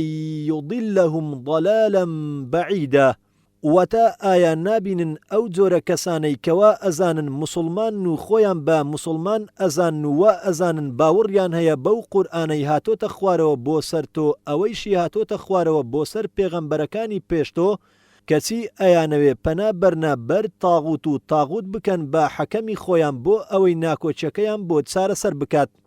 ئەمە لە کاتێکدا کە فەرمانیان وا پێدراوە کافر بن بە تاغوت و بە قسەی نەکەن و شەیطان ئەوێت ئەو جۆرە کەسانە گومڕا بکات بە گومڕایەکی زۆر دوور لە ڕاستی. ئەمجا دوا بەدوای ئەم ئاەتەکەی تر ئەفەرمێ وإذا قيل لهم تعالوا إلى ما أنزل الله وإلى الرسول رأيت المنافقين يصدون عنك صدودا. مانای کاتێ پێیان بوترێ وەرن بۆ لای ئەو حکمانەی خوا ناردوویەتیە خوارەوە وەرن بۆ لای پێغەمبەر صلی الله عليه وسلم ئەبینی دووڕوەکان لا فەرمانی تۆ پشت هەڵ ئەکەن و لا ئەدەن کەوابوو لادان لا فەرمانی خوا حکمی پێغەمبەر صلی الله عليه وسلم نیشانەی دووڕوویە و هەر کەس وەها بێ مسلمان نییە و باوەڕدار نییە خۆ ئەو ئاەت و فەرمودانەی کە لەم بارەوەن لا نووسین نایەن و پێویستیان بە پەڕاوێکی تایبەتی هەیە بەڵام کۆتایی ئەم فەسڵە ئەهێنم بەم ئاەتە وەکو الله سبحانه وتعالى لە سوورەتی النور ئاەتی 47 دەفەرمێ ويقولون آمنا بالله وبالرسول وأطعنا ثم يتولى فريق منهم من بعد ذلك وما أولئك بالمؤمنين. بەشی شەشەم ملکەت نەبوون بۆ شەرع دەرچوونە لە دین لاپەڕا حەفتە. الله سبحانه وتعالى لا سورة النساء آية 65 دەفەرمێ فلا وربك لا يؤمنون حتى يحكموك فيما شجر بينهم ثم لا يجدوا في أنفسهم حرجا مما قضيت ويسلموا تسليما. لا بەشی ڕابردوودا نەختێ لەژێر سێبەری ئەم ئاەتەدا ژیاین و تەفسیرمان کرد و ڕای ئیبن حەزممان باس کرد کە ئەفەرموێ ئەم ئاەتە لەسەر شێوەی ظاهیرەکەی مانای لێک ئەدرێتەوە و قبوڵی تەویل ناکات و هیچ بەڵگەیەکی نییە لەسەر ئەوەی کە تەخسیس کراوە بە هەندێک لە ڕوەکانی ئیمانەوە وەک شێخی ئیبن حەجەر ئەفەرمێ لا یؤمنون مانای ئیمانی تەواویان نییە چونکە ئەمە تەخسیسکردنی ئاەتێکی محکەمە بەبێ بەڵگەیەک کە توانای ئەم تەخسیسەی هەبێت. کاتێ تەماشای پەراوەکانی ئوسوڵ فقه ئەکەین ئەبینین زۆربەی لاپەڕەکانی یەکەمی بەم ڕستەیە دەست پێ ئەکات أجمع المسلمين على أن الله هو الحاكم وحده. مانای مسلمانان هەموو هاودەنگن لەسەر ئەوەی کە حاکم تەنها هەر ئەڵڵایە جەلە جەلال و قورئان لە زۆر ئاەتدا ئەمەی بەڕوونی دەربڕیوە إن الحكم إلا لله حرفی ئین لەم شوێنەدا مانای حەسر ئەگەێنێ یانی حکم تەنها هەر بەدەست ئەڵڵایە. هەروەها ئیمامی شافعی کە پێشەوای مسلمانانی کوردستانە و ئەفەرمێ مسلمانان هەموو ڕایان لەسەر ئەوەیە کە هەر کەس فەرمودەیەکی پێغەمبەری صلی الله عليه وسلم بۆ ڕوون بوویەوە بۆی دروست نییە لا بدا لەو فەرمودە بە قسەی هیچ کەسێک. ئیبن کەثیر زانای بەناوبانجی تەفسیر و مێژوو یەکەم کەس بوو کە گیرۆدەی ئەم بەڵایە بوو. کاتێ لە سەردەمی ئەودا قانونەکەی جەنگیزخان بڵاو بوویەوە لە نێو مسلماناندا کە ناوی یاسایان یاسق بوو، زۆر لە مسلمانانی ئەو سەردەما ئەیانویست حکمی پێ بکەن لەژێر زەبر و زۆری دەوڵەتدا یان لەبەر بەرژەوەندی دنیایی. بەڵام بەرپەرچی ئەم هەڵوێستەی دانەوە و فەرمووی هەر کەس شەرعەکەی محەممەد صلی الله عليه وسلم واز لێ بێنێ و حکم بەو شەرعی پێغەمبەرانی پێشوو بکات کە هەڵوەشاونەتەوە ئەوە کافر ئەبێت. ئەی ئەبێ حاڵی ئەو کەسە چۆن بێت کە حکم بە یاسای جەنگیز خان بکات. بێگومان ئەمە بەڕای هەموو زانایانی ئیسلام کافر ئەبێت. عەدی کوڕی حاتەم هاتە خزمەتی پێغەمبەر صلی الله عليه وسلم ئەم ئایەتەی سوورەتی ئەتتەوبە ئایەتی 31 خوێندەوە کە الله سبحانه وتعالى ئەفەرمێ اتخذوا أحبارهم ورهبانهم أربابا من دون الله والمسيح ابن مريم وما أمروا إلا ليعبدوا إلها واحدا لا إله إلا هو سبحانه عما يشركون. منای گاورو جوولەکەکان زانا و خواپەرستەکانیان کردبوو بە خوای خۆیان ووازیان لەخوا پەرستی و یەکتاپەرستی هێنابوو. عەدی وتی یا رسول الله نەیان پەرستون بەمانای پەرستن و عیبادەت.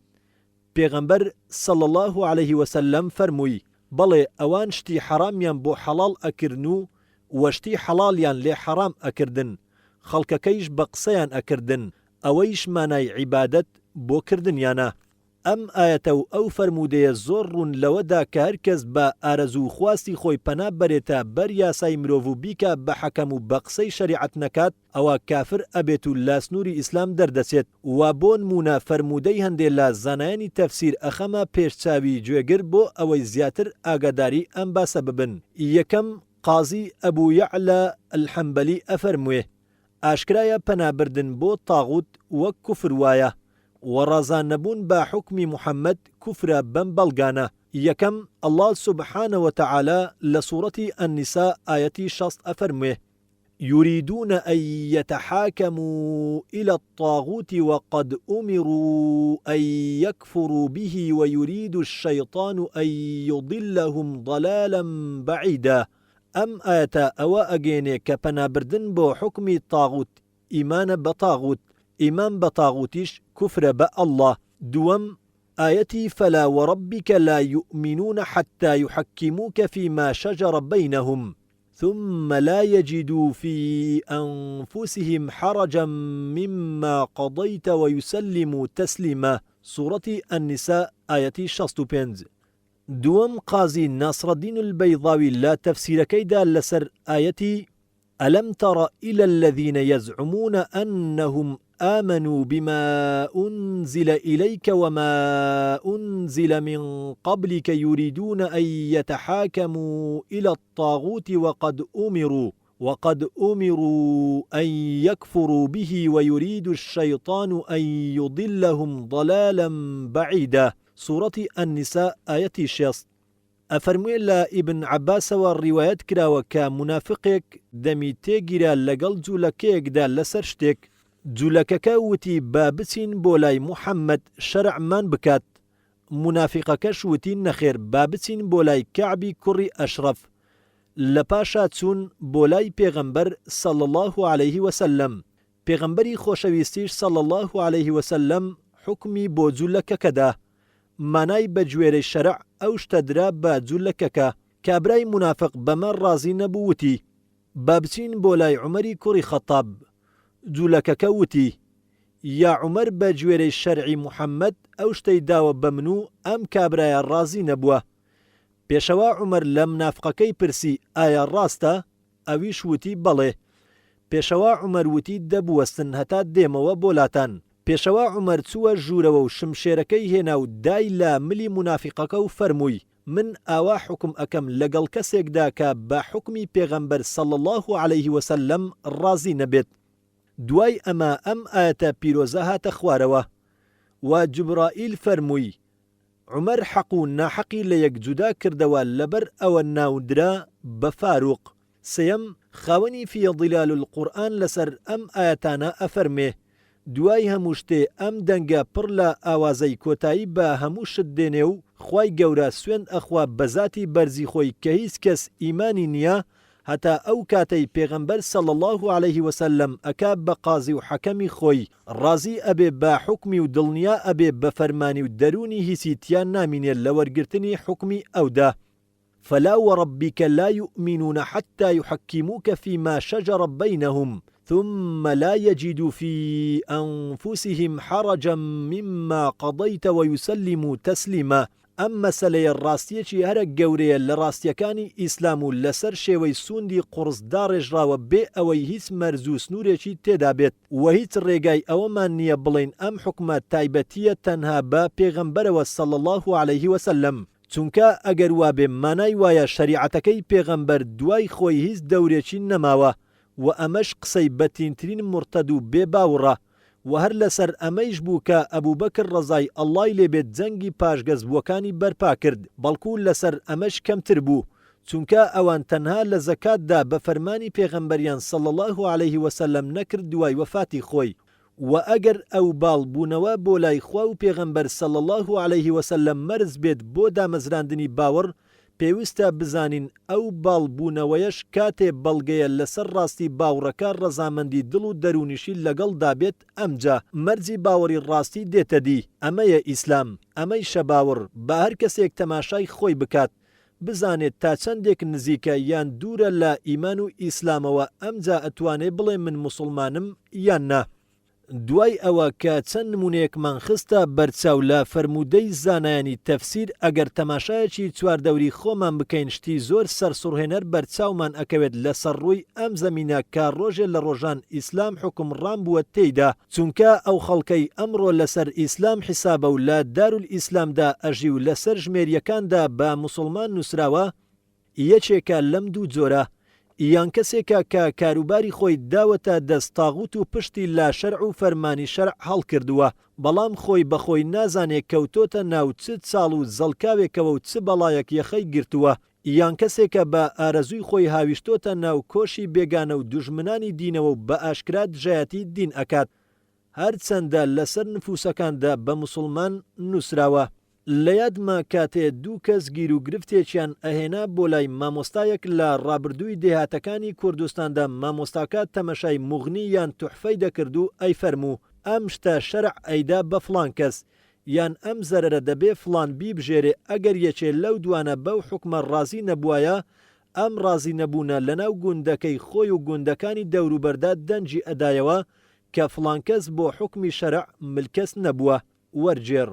ئێستاش ئەگەڕینەوە سەرباسەکەی خۆمان لەو کاتەوە پیلانی جوولەکە کۆشکی خلافەتی ئیسلامیان ڕوخاند لە ساڵی 1990دا سوڵتان عەبدولحەمیدیان لە تەختی خلافەت داگرت و سوڵتان محەممەد ڕەشادی برایان خستە جێگای کە هەڵماتیک بووە بەدەست کۆمەڵی ئەلئیتیحاد وەتەڕەقیەوە ئەوانیش کۆمەڵێ بوون لا چەندین کۆمەڵی نهێنی جوولەکە لەناو جەرگەی جیهانی ئیسلامیدا ئەجوولان و جۆرەها ناونیشانی جیازیان نابوو لە خۆیان بۆ ئەوەی موسڵمانانی پێ بخەڵەتێن و چاوبەسی خەڵکی پێ بکەن بۆ ڕیشەکێشکردنی بیر و باوەڕ لە دڵی لاو و تازە پێگەیشتوەکانیان پەروەردەکردنیان بە شێوەیە کە هەر یەکەی بە ئاوازێک و هەر یەکەی بە زۆر و زمانێک گۆرانی بە باڵای جوولەکەدا بڵێن و ببنە دەڵاڵی بازاری کوفرفرۆشی ئەوان حەقوا بوو زانایانی دین و پێشەوایانی ئاین هەوڵ بدەن بۆ ڕزگارکردن بەڵام جێگای داخ ئەوەیە کە هەر لە سەرەتاوە زۆر لە زانە بەرزەکانی جیهانی ئیسلامی بوون بە داوی ماسۆنیەتەوە و گۆرانیان بە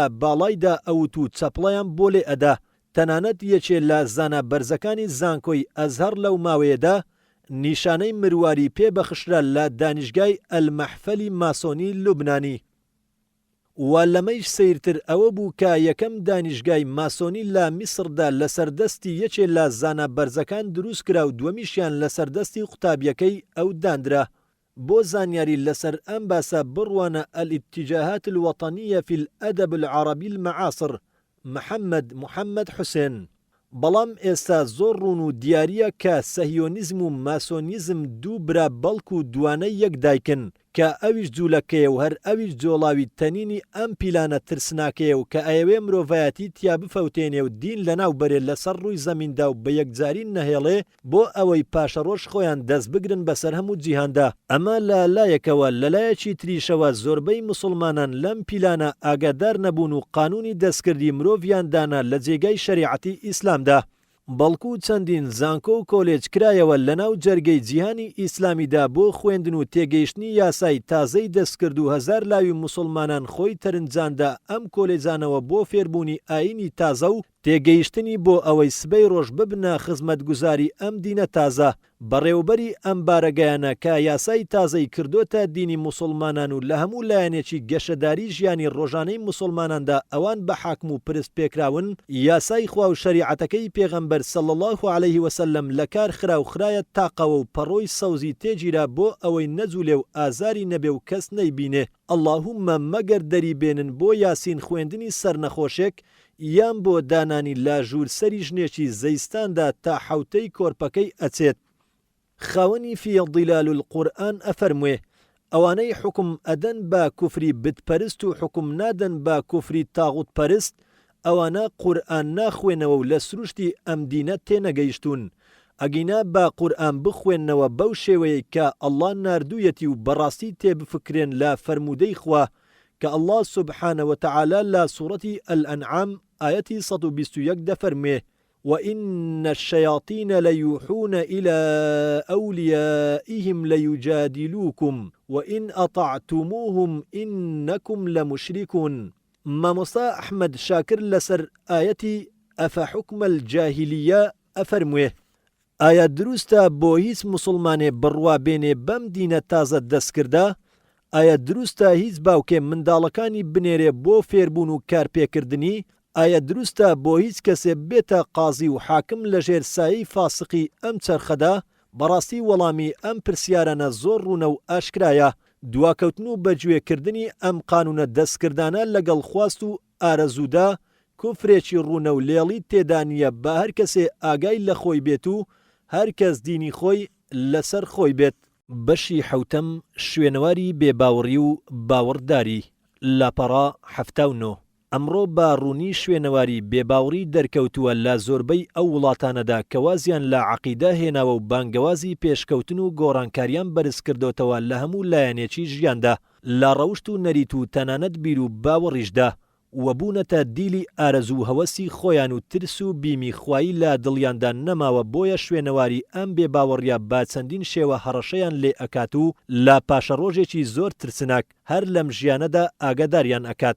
یەکەم لە هەندێک شوێندا زوڵم و ستەمێکی زۆر بەدی ئەکرێت لە دابەشکردنی ڕزق و ڕۆزی و پێداویستیەکانی ژیاندا لەلایەکەوە خۆشڕابواردن و زێدەڕاوی ئەلئیسراف و بە فیرۆدانی ماڵ و سامان و دڕەقی دەوڵەمەندان و سامانداران بەرامبەر هەژار و نەدارەکان. لالایەکی تریشەوە هەژاری و برسیەتی و نەسرەوتن و هەڵپەکردن بە دوای ژیانی ڕۆژانەدا و کینە و ڕق و چاوپیسی ئەو هەژارانەی کە بەرەنگاڵی دڕەقی و کردەوەی نامرۆڤانەی چینی دەوڵەمەند ئەبن بە شێوەیەک ئەو کۆمەڵگایانە وەک چێوێکی ئاگرینی ئەلبورکان بەسەر هاتووە و زۆر ئامادەیە ڕۆژێ لە ڕۆژان بتەقێنەوە و چواردەوری خۆی بسووتێنێ. دووەم لە هەندێک شوێنی تردا ترس و لەرز و سەرکوتکردنی ڕاستی و دەمبینکردنی ڕازگۆیان و زیندانکردنی حەقپەروەران لە وڵاتانەدا کە کاربەدەستەکانی لافی یەکسانی و کۆمۆنیستی و دادپەروەری لە دابەشکردندا لێ ئەدەن و بەناحەق چەندین هەزار خوێن ڕژا و قەسابخانەی لەسەر ڕێگەکاندا دانرا هەتا لە ماوەی 25 ساڵدا ژمارەی مسلمانان 26 ملیۆن کەمی کرد لە ڕووسیادا و لە یوغسلافیا ژمارەی مسلمانان 1 ملیۆن کەمی کرد. سێەم بێئەخلاقی و داوێنپیسی بە شێوەیەک بڵاوی کردووە لەو شوێنانەدا کە هەڕەشە لە ژیانی مرۆڤایەتی ئەکات و شارستانیەتی مادیەت بەرەو تێچوون ئەبات وە مێژوو باشترین شایەدە لەسەر ئەوەی کە هەر شارستانیەتێک بێئەخلاقی تیا بەرپا بوو بێت ئەوە سەرەتای ڕووخاندن و لە ناوچوونی بووە و داستان و بەسەرهاتی شارستانیەتی ئەسینا و ڕۆما باشترین بەڵگەن لەسەر ئەم ڕاستیە. چوارەم بڵاوبوونەوەی نەخۆشیە دەرونیەکان و چەندین نەخۆشی جنسی و گەدەی و مێشکی و زۆریبوونی دیاردەی خۆکشتن ئەلئینتیحار نەمانی کەسیەتی ئەشەخسیە کە ئەم دیاردانە زیاتر لە وڵاتە دەوڵەمەند و سەرمایەدارەکاندا و لەناو ئەوانەدا کە زۆر وان لەو ڕابواردن و ئارەزوو پەرستیدا دەرکەوتووە وەک بەشی نواندن ئەتەمثیل و سینەما و شانۆ و ئەم جۆرەشتانەدا تەنانەت لە ئەمریکادا بەسەدان تیمارخانە هەیە بۆ چارەسەرکردنی نەخۆشیە جنسیەکان وەک نەخۆشی زوهری و ئەیدز و سیلان کە سەرژمێریەکانی ئەو وڵاتە ئەڵێ لە سەدا 90 لاوەکانی ئەمریکا جیرۆدەی نەخۆشی زوهری بوون و لە سەدا 60 جیرۆدەی نەخۆشی سیلان هاتوون. ئەمانە و بە چەندین دەردی کۆمەڵایەتی و ئەخلاقی ترکە لە نووسین نایەن و قەڵەم ڕووی نایە بیان خاتە سەر کاغەز. بە کورتی مرۆڤایەتی لەم ڕۆژەدا قێزی لا خۆی دێتەوە و نازانێت چۆن گەیشتە ئەم ڕادەیە و چۆن ڕووی هات لە کۆمەڵگەی ئاژەڵ خراپتری بەسەر بێت. چونکە تا ئێستا ئاژەڵ سروشتی نەگۆڕاوە و نێرومەی تێکەڵاو نەکراوە، بەڵام بە هەزاران کردداری نەشتەرگەری عەمەلیات جەراحیە کراوە لە ناو مرۆڤدا بۆ گۆڕینی توخمی ئادەمیزاد و تێکەڵاو بوونی نێرومێ، بەڵێ ئەمەیە شارستانیەتی مادی.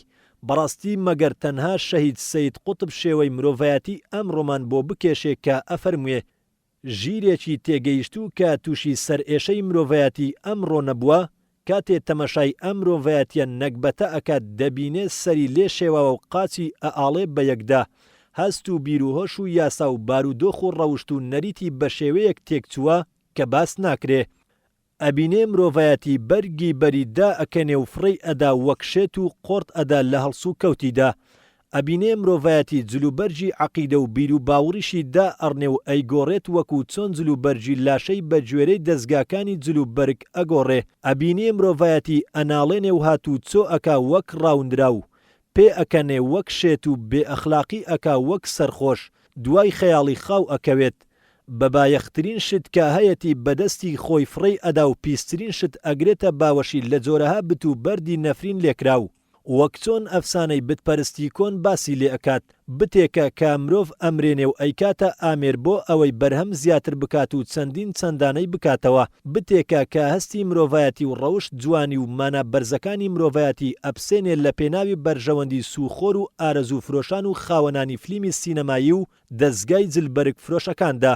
تەمەشای ڕوومەتی خەڵکی و ناوچەوان و جلوبەرگ و هەڵسوکەوت و بیرروڕە و قسە و گفتوگۆیان ئەکەیت وا هەستەکەیت ئەمانە ڕاونراون، لا بەلای هیچ شتێکدا ناکەنەوە بەڵێ هەر بەڕاستی ڕاوندراون. لە دەست نەفسی برسی و دەرونی هەڵشەی خۆیان ڕایان کردووە، دەرونیان لەسەر هیچ دانامەزرێ و تەوەرەیەکی دیاری و دابەسراوی نەماوە.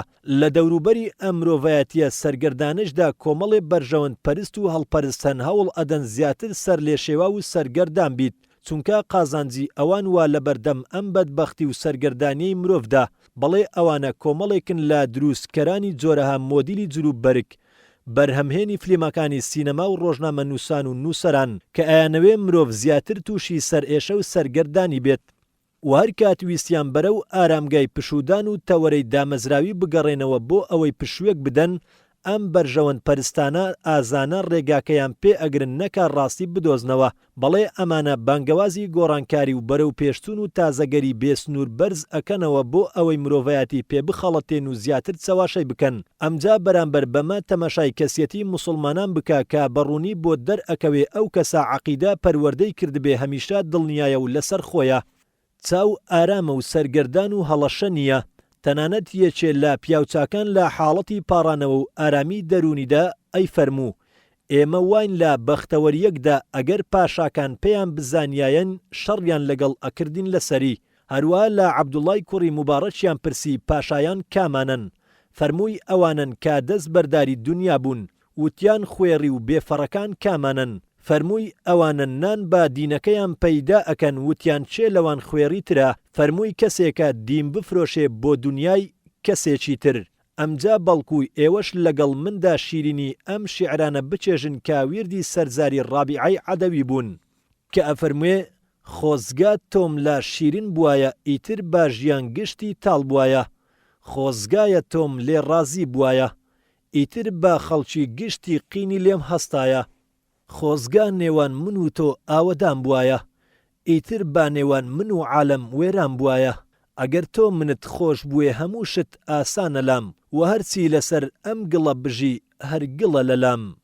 و هەر لەم بارەوە پێغەمبەر صلی الله عليه وسلم دەفەرمێ من سرم سوڕ ئەمێنێ لە کاروباری باوەڕداردا چونکە هەرچی تووشی بێت هەر خێرە بۆی و ئەمەش تەنها هەر بۆ موسڵمانە ئەگەر تووشی خۆشی بێت شوکرانە بژێوی خوا ئەکات و بۆی ئەبێتە خێر و ئەگەر تووشی ناخۆشی بێت بە سەبر و ئارامە و هەر خێرە بۆی و ئەم فەرمایشتەش ڕەواه موسلیم فی الزهد.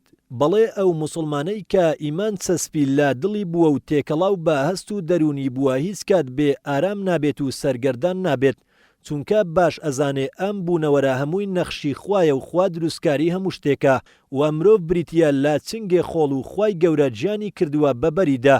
یەکەم جار مرۆڤ نیشتەجێی بەهەش بووە و بەهۆی پیلانی شەیطانەوە کەوتۆتەوە سەرزەمین و ئێستاش خوای گەورە ڕێگایەکی ڕاست و ڕەوانی بۆ داناوە ئەگەر لەیلانەدا ئەیگەڕێنێتەوە بۆ ئەو نیشتیمانە یەکەم جاری خۆی و ئەو ڕێبازش قورئان و فەرمودەکانی پێغەمبەرە صلی الله عليه وسلم. ئابەم شێوەیە هەموو ئەو پرسیارانەی کە بێباوڕ بەلایەوە زۆر گرانە و فەیلسوف و زاناکانی ڕابردوو نەیانتوانیوە وەڵامی بدەنەوە و چارەسەری بکەن لای موسڵمانان زۆر ئاشکرایە چونکە وەڵامەکەی وەرئەگرێت لە قورئانێکی باوڕ پێکراودا وەکو الله سبحانه وتعالى لە سوورەتی فصیلەت ئایەتی 42 ئەفەرموێ لا يأتيه الباطل من بين يديه ولا من خلفه تنزيل من حكيم حميد. مسلمانان بڕوای بەوە هەیە کە ژیانی ئەم دنیا ژیانی کۆتایی نییە و مەبەستی سەرەکی نییە بەڵکو ئەم دنیا کاروانێکە توێشووی تیا هەڵ ئەگیرێ بۆ جێگای هەتاهەتایی مرۆڤ و هەرکەس بە گوێرەی هەوڵ و کۆشی خۆی لەوێ پاداشتی ئەدرێتەوە. بە هەمان شێوە الله سبحانه وتعالى لە سوورەتی النەجم ئایەتی 39 بۆ 41 ئەفەرموێ وأن ليس للإنسان إلا ما سعى وأن سعيه سوف يرى ثم يجزاه الجزاء الأوفى. مسلمانان باوڕیان بەوە هەیە کە ئەو شتەی لەم دنیا لا کیسی چووە و ئیشی کردووە با دڵیەوە لە قیامەتدا بۆی قەرەبوو ئەکرێتەوە بە چەندین چەندانە و ئەبێتە پاداشتی ئەوێ و لەوێ کەس لە کەس زیاتر نییە. پادشا و گەدا ڕەش و سپی هیچ فەرقیان نییە مەگەر بە تەقوا و خواپەرستی و لەوێ کە زوڵمی لێ ناکرێ و خوا حەقی بزنی بێشاخ لە شەغدار ئەسێنێتەوە و ستەم لێکرا و مافی خۆی لە ستەمکار ئەسێنێتەوە و ڕازی ئەکرێ و هیچ شتێک گەورە بێت یا بچووک لە خواون نابێت وەکو الله سبحانه وتعالى لە سوورەتی الزەلزەلە ئایەتی 8 ئەفەرمێ ومن يعمل مثقال ذرة شرا يره.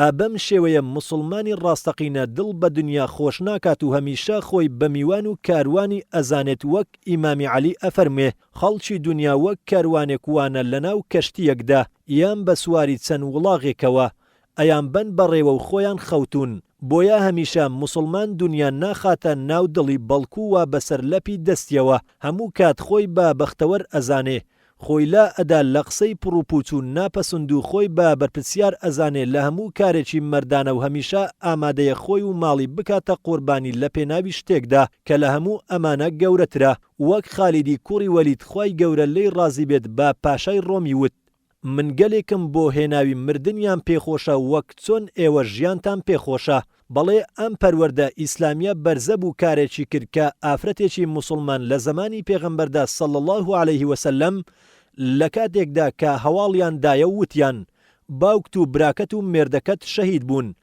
ئەویش فەرمووی ئەی پێغەمبەر چی بەسەر هات وتیان پێغەمبەر سەلامەتە ئەویش فەرمووی ئەگەر پێغەمبەر سەلامەت بێت ئیتر هەموو موسیبەتێک ئاسانە.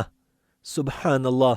هەر ئەم پەروەردە ئیسلامیە بوو کە پەروەردەی ئەمینە قوتبی کردبوو کاتێک کە دوو کار بەدەستی گەورەی دەوڵەت هاتن بۆ داخوازی بەڵام گوێی پێنەدان و شووی پێنەکردن و خۆی کردە دەستگیرانی یەکێ لەو دیلانەی کە لەگەڵ براکەیدا گیرا بوون و حکمی ئەبەدی درابوو و ماوەی 10 ساڵی ڕەبەق چاوەڕێی ئەم دەستگیرانەی خۆی کرد لە ساڵی 1963ەوە هەتا 1973 کە ئەم دەستگیرانەی لە بەندیخانە دەرچوو مارەی بڕی و گوێزایەوە.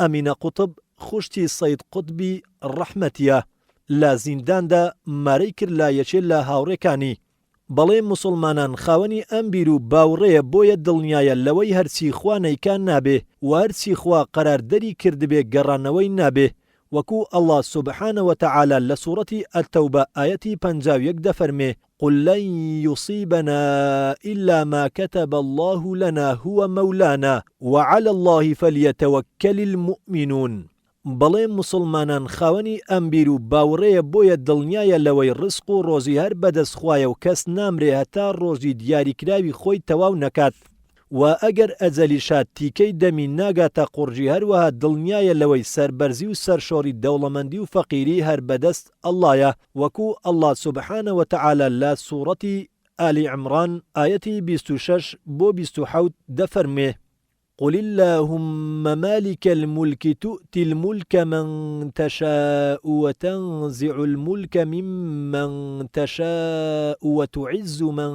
تشاء وتذل من تشاء بيدك الخير إنك على كل شيء قدير تولج الليل في النهار وتولج النهار في الليل وتخرج الحي من الميت وتخرج الميت من الحي وترزق من تشاء بغير حساب بەڵێ ئەم عەقیدە بەرزە بوو ئیمام ئیبن تەیمیەی پەروەردە کرد ئەو پیاوە باوەڕبەتینەی کە ڕوبەڕووی حاکمە ستەمکارەکانی سەردەمی خۆی وەستا کاتێک کە ناردیانە بەندیخانەی قەلعە و پێیوتن چیم لێ ئەکەن ئەم کوژن شەهیدم دیلم ئەکەن بەندیخانە خەڵوەتە بۆ عیبادەتم دەربەدەریشم ئەکەن ئەوە بۆ خۆم ئەگەڕێم و وڵات ئەبینم بەڵێ ئەم عەقیدە بوو پەروەردەی عزی کوڕی عەبدوسەلامی کرد کاتێ پێیان وت دەستی سوڵتان ماچکات بەڵکو بیکاتەوە بە قازی دوای ئەوەی دەری کرد ئەویش فەرمووی قەسەم بە ئەڵڵا ئەگەر سوڵتان دەستم ماچ بکات دەستی ماچ ناکەم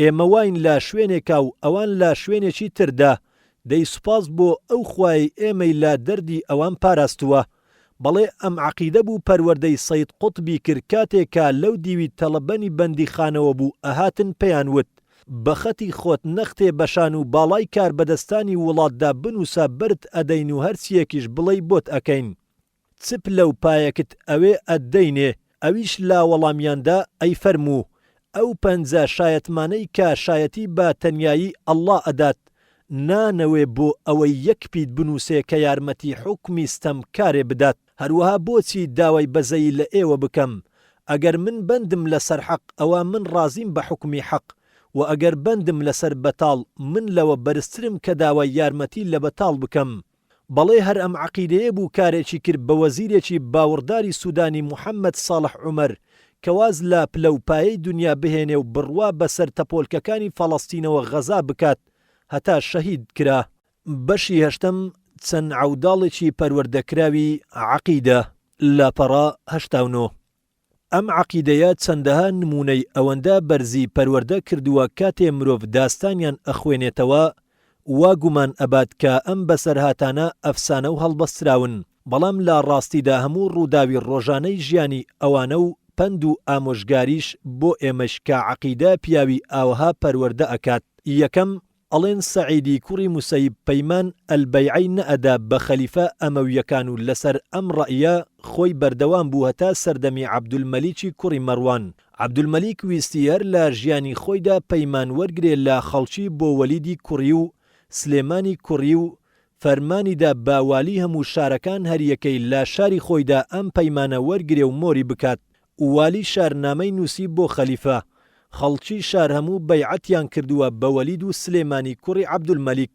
جگە لە سەعیدی کوڕی موسەیب خەلیفە وەڵامی والی دایەوە شمشێر بخەنە سەرسەری و هەڕەشەی لێ بکەن ئەگەر سوور بوو لەسەر ڕەئی خۆی شولکاری بکەن و بە جادەکانی شاردا بەدیلی بیجێڕن کاتێ ئەم نامە گەیشت سلێمانی کوڕی یەسار و عەڕوەی کوڕی زوبێر و سالمی کوڕی عەبدوڵڵا هاتن بۆ لای سەعید و پێیان وت ئێمە هاتوین ئاگادارت بکەین کە نامەیەکی وەها دەربارەی تۆ هاتووە ئەگەر پەیمان نەدەی ملت ئەپەڕێنن و ئێمە سێ ڕێگات بۆ دائەنین یەکێکیان هەڵبژێرە ئیتر والی شارەکە بێدەنگ ئەبێلێت یەکەم پەیمان نامەکەت بەسەردا ئەخوێنینەوە نەبڵێ نەبڵێ بەڵێ ئەویش فەرمووی جا ئەو کاتە خەڵک ئەڵێن سەعید پەیمانی داوە و خەڵکی چاوم لێ ئەکەن و من تاوانبار ئەبن من شتی وا ناکەم دووەم لە ماڵی خۆتدا دانیشە و هیچ مەچۆ دەرەوە و ماوەیەک خۆت دەرمەخە، چونکە ئەگەر والی ناردی بە دواتدا و لە جێگای خۆت نەبووی ئەویش بێدەنگ ئەبێت.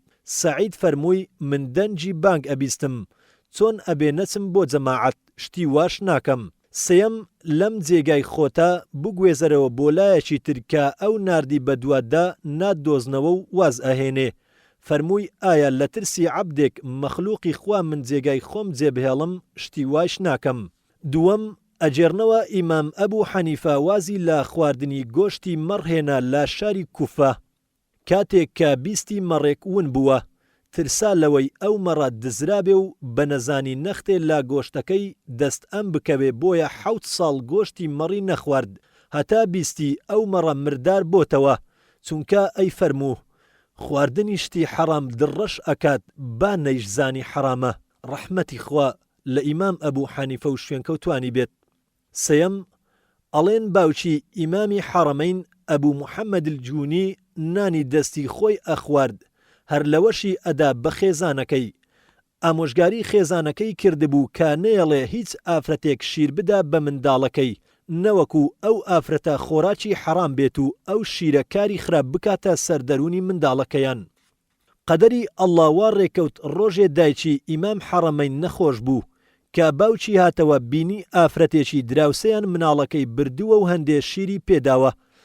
ئەویش خێرا منداڵەکەی سەربەرە و خوار کردەوە و پەنجەی کرد بە قورگیا و ڕشانیەوە نەکا بەو شیرە زیاد بکا و گۆشتی پێ بگرێ. ئەی فەرموو بمرێ بەلامەوە باشترە لەوەی بەو شیرە گۆش بگرێ و دەرونی تێک بچێ. ئەڵێن ئیمامی حەرەمەین پاش ئەوەی بوو بەو زانە بەرزە جارجار لە کۆڕی دەرس و لێکۆڵینەوەدا تووشی بێ ئاگایەک ئەبوو، لە دوای خۆیدا خۆی ئەی فەرموو ئەوە شوێنەواری ئەو چەند قومە شیرەیە. چوارەم قەعقاعی کوڕی حەکیم ئەڵێ ڕۆژێ لای خەلیفە مەهدی بووم، سوفیانی سەوری هات و سەلامی کرد لە حازری و سەلامی تایبەتی نەکرد لە خەلیفە. یەکێ لە پیاوەکانی خەلیفە کە ڕەبیعی ناوبوو خۆی دابوو بەسەر شمشێرەکەیدا لە بەردەم خەلیفەدا، چاوەڕوانی فەرمانی خەلیفە بوو. خەلیفە وتی ئەی سوفیان، ڕائەکەی بەم لاو بەولادا ئەترسی لەوەی ئێمە نیازی خراپمان هەبێ بەرامبەرت، خۆ ئێستا وای لە بەردەمماندا، ئایا ناترسی لەوەی هەرچیمان بووێ پێت بکەین؟ سوفیان فەرمووی ئەگەر بەناحەق لاگەڵمدا بجوولەیتەوە خوایەک هەیە حەق و ناحەق لە یەکجیا ئەکاتەوە و ئەو ئەکەم بەگشتە. ڕەبیع وتی یا ئەمیرە المؤمینین، لێم گەڕێ باملی ئەم بێ ئەدەبە بپەڕێنم. خەلیفە وتی ئەی بەدبەخت، ئەی نازانی ئەمانە حەز ئەکەن ئێمە بیان کوژین بۆ ئەوەی ئێمە نەکبەتی بمانگرێ و ئەوان بەختەوەر بن، نەخێر بۆی بنووسن و مۆری بکەن کە ئەبێ ببێتە قازی کوفە و کەسیش نەتوانێ ڕەخنەی لێ بگرێ. فەرمانی قازیەتیان بۆ مۆر کرد و دایانە دەستی. کاتێ چووە دەرەوە فڕەی دایە ناو دیجلە و خۆی شاردەوە. هەموو شارەکان گەڕان بە دوایدا نەیان دۆزیەوە، دوای ئەو شەریکی نەخمیان کرد بە قازی وەک شاعیر دەڵێ. سوفیان ترسا و دینەکەی دەرباز کرد. شەریک چووە کەمینەوە و گوێی قوڵاق بوو بۆ پارە و پول. پێنجەم چەند بەلامەوە بەرزە هەڵوێستی سەعید الحەلەبی لە بەردەم ئیبراهیم پاشادا. کاتێ پاشا چووە ناو مزگەوتەوە و شێخ سەعید دانیشت بوو قاچی ڕاکێشا بوو. خەڵکی مزگەوت هەموو هەستان لەبەر پاشا و سڵاویان لێ کرد. تەوقەیان ئەکرد و مەرایان بۆ ئەکرد، بەڵام سەعید لە شوێنی خۆی هەڵنەستا و قاچی کۆنە کردەوە. پاشا زۆر قینی هەستا و 2-3 جار بە بەردەم شێخ سەعیددا ڕابرد و نەختێ خۆی خوار کردەوە. ئەمجا کیسەیە پارەی دایە دەستێ یەکێ لە پیاوەکانی وتی بیبە بۆ شێخ. ئەویش بردی داینا لە کۆشی شێخدا. ئەویش پارەکەی دایەوە دەستی و فەرمووی بڕۆ بڵێ بە گەورەکەت ئەو کەسەی قاچی درێژ ئەکات دەستی درێژ ناکات. شەشەم کاتێ ئیمام سەعید نەوڕسی دیل بوو لە ڕووسیای قەیسەری، خاڵی قەیسەر نیقۆڵا کە فەرماندەی گشتی بەرەی ڕووسی بوو ڕۆژێ هات بۆ سەردانی دیلەکان. هەموو دیلەکانی هەستان لەبەری بۆ سڵاوکردن، بەڵام نورسی هەڵنەسا. ئەوە سەرنجی فەرماندەی گشتی ڕاکێشە. جارێکی تر تێپەڕی بە بەردەم نورسیدا، هەر هەڵنەسا لە جێگای خۆی. جاری سێم وەستا لە بەردەمیدا و ئەم گفتوگۆیەیان کرد. وا دیارە نامناسی، بەڵێ ئەتناسم، تۆ نیقۆلا فیجی خاڵی قەیسەر و فەرماندەی گشتی بەرەی قەفقاسی ئەی بۆچی بە سووک تەمەشامەکەی؟ سەعید نەورسی لە وەڵامدا دەڵێ نەخێر، من بە سووکی تەمەشای کەس ناکەم، بەڵام عەقیدەکەم وا فەرمانی پێداوم. لێی ئەپرسێ عەقیدەکەت چیت پێ ئەڵێ؟ ئەڵێ من زانایەکی موسڵمانم و باوەڕم هەیە ئەوەی باوەڕی هەیە گەورەترە لەوەی بێ باوەڕە. ئەگەر من لەبەر تۆ هەستم کەوابوو عەقیدەکەم بەلاوە سووکە، خۆ دیارە عەقیدەکەشم بەلاوە لە تۆ بەڕێزترە، بۆیە هەڵناسم لەبەرت. کەوابوو تۆ بە من ئەڵەی بێ باوەڕ، منت سووک کردووە و سوپای ئەم وڵاتە و ئەم گەلە و قەیسەری ئەم گەلەت سووک کردووە. ئەبێت دادگایەکی سەربازیت بۆ پێکەوە بنین و دادگا بڕیارێکت لەسەر دەرکات. بەڵێ دادگای سەربازی دانیشت و نورسی برا بۆ دادگا بە تۆمەتی ڕیسواکردنی قەیسەر و گەلی ڕووسی. پەژارە و خەفەت هاوڕێکانی نورسی داگرت، ئەوانەی کە دیل بوون لەگەڵیا لە ئەفسەری تورکی و ئەڵمانی و نەمساوی هاتن لێی پاڕانەوە بۆ ئەوەی بچێت پەشیمانی دەرببڕێت لە بەردەم فەرماندەی گشتیدا و داوای لێبوردنی لێ بکات. بەڵام نورسی بە قسەی نەکردن و زۆر بە دامەزراوی پێیوتن من حەز ئەکەم کۆچ بکەم بۆ ژیانی دوایی و لە بەردەم پێغەمبەردا صلی الله عليه وسلم بوەستم و تەنها پێویستم بە تێپەڕ نامە جەواز سەفەرێک هەیە و من ناتوانم کار بکەم کە پێچەوانەی عەقیدەکەم بێت. بەم شێوەیە دادگا بڕیاری دەرکرد بە لە سێدارەدانی نورسی و لا ڕۆژی جێبەجێکردنی بڕیاری دادگادا کۆمەڵێک سەرباز بە چاودێری ئەفسەرێک هاتن بۆ بردننی بۆ گۆڕەپانی لا سێدارەدان. لەو کاتەدا نورسی زۆر بە کەیف خۆشیەوە هەستا لا جێی خۆی و بە ئەفسەرەکەی وت داوام وایە تۆزێ ڕێگام بدەی هەتا پێویستی سەرشانم جێبەجێ ئەەکەم بۆ دوجار. ئەویش ڕێگایدا لەو کاتەدا نورسی دەست نوێژێکی گرت و دوور کات نوێژی کرد. ئەم دیمەنە ترسێنەرە کاری کردە سەرهەست و دەرینی فەرماندەی گشتی کە بەوردی تەمەشای ئەکردن چووە پێشەوە بۆ لای نورسی و پێیوت داوام وایە لێم ببووری، چونکە من وامزانی تۆ بەنیازی سوکردنی من ئەم هەڵوێستت نواندووە. بەڵام ئێستا تەواو بۆم دەرکەوت تۆ تەنها بەدەم فەرمانەکانی عەقیدە و باوەڕی خۆتەوە چویت و هیچی تر. بۆیە وا بڕیارمدا بڕیاری دادگا هەڵوەشێنمەوە و من پیرۆزباییت لێ ئەەکەم لەسەر بەتینی و دامەزراوی بیر و باوەڕت جارێکی تر داوای لێبوردنت لێ ئەەکەم. ئەمە چەند ئەستەرەیەک بوو لە ئاسمانی پەروەردەی ئەم عەقیدە جوانە، بەڵێ کۆمەڵگای ئەم عەقیدەیە پارێزراوە لەلایەنی شەڕەفیەوە، چونکە زیناکردن گەورەترین تاوانە و هەر مێردێکی خاوەن ژن یان هەر ژنێکی خاوەن مێرد زینا بکات ئەکوژرێ و بەردباران ڕەجم ئەکرێ و هەر کەس درۆ بەدەم کەسێکەوە بکات تۆمەتی زینا بداتە پاڵی بێشایەت ئەوە هەشتاداری لێ ئەدرێ. هەروەها ئەم کۆمەڵگایە پارێزراوە لە لایەنی ماڵ و سامان و ژیانیەوە، چونکە ئەگەر دزت ڕبع دینارێکی دزی دەستی ئەبڕێ. مەبەست لە ڕبع دینار دیناری ئاڵتونە، دیناری ئاڵتونیش یەک مسقالی تەواو بووە. و هەر کەس بەناحەق پیاوێ بکوژێ ئەکوژرێتەوە، مەگەر خاوەن کوژراوەکە عەفوی بکەن ئەو کاتە خوێنی لێ ئەسەندرێ. کۆمەڵگەی ئیسلامی لە ناو یەکدا یەکیان خۆش ئەوێ و برایەتی و دڵسۆزی لە نێوانیاندا هەیە و هەموو وەک یەک لاشەوان. وەکو پێغەمبەر صلی الله عليه وسلم ئەفەرمێ مسلمانان لە خۆشەویستی بەزەیاندا وەک یەک لاشەوان، ئەگەر ئەندامێ لەو لاشە تووشی ئازارێ ببێ هەموو ئەندامەکانی تری دەست ئەکەن بە هاوار و ناڵە و شەونخونی لە تاو ئەو ئەندامە. ئەم فەرمودەش ڕەواه موسلیم. کۆمەڵی ئیسلامی دەوڵەمەند و تێر و تەسەلە تەنانەت لە زەمانی عومەری کوڕی عەبدولعەزیزدا زەکاتی ساڵێکی وڵاتی کۆکردەوە و ئەمجا بانگەوازی بڵاو کردەوە بە وڵاتاندا کێ هەژار و نەدارە با بڕوا بۆ بەیتولماڵ و زەکات وەرگرێ، بەڵام یەک کەس نەچوو. هەتا عومەر ناچار بوو بەو ماڵە چەندین بەندەی کڕی و ئازادی کردن. کۆمەڵی ئیسلامی کۆمەڵێکی گوێڕایەڵە بۆ فەرمانی خوا و پێغەمبەری خوا صلی الله عليه وسلم. جێنشینانی پێغەمبەر لە هەموو سەردەمێکدا بەمەرجێ ئەو جێنشینانە دوای فەرمانی خوا و پێغەمبەر بکەون، وەک پێغەمبەر صلی الله عليه وسلم دەفەرموێت ئامۆژگاریتان ئەکەم بە گوێڕەیاڵی، با عەبدێکیش ببێتە سەرگەورە و پێشەواتان، بەمەرجێ بە بەرنامەی ئەڵڵا حکمتان بکات لە ناوتاندا و لە ڕیوایەتێکی تردا هاتووە و دەخیلتان بم. دوایشتی تازە پەیداوبوو مەکەون، چونکە هەموو شتێک کە تازە بێ و فەرمانی ئێمەی لەسەر نەبێ ئەوە سەرگەردانی و گومڕاییە. بەڵێ بەم شێوەیە مسلمانان پەیمانیان ئەدا بە خلافەت بۆ کەسێ لە ناخی دەرونیانەوە ئەچوون بەدەم فەرمانیەوە و لە قسەیان دەرنەئەچوون، چونکە لە قسە دەرچوونیان بەلاوە گوناه بوو وە لە ترسی خوا گوێڕایەڵی فەرمانی ئەوانیان ئەکرد. ئیتر پێویستیان با چاودێری پۆلیس و خۆداگرتنی کەس نەبوو، وەک ئەجێرنەوە کە مەنسووری خەلیفە فتوادانی قەدەغە کردبوو لە ئیمام ئەبوو حەنیفە.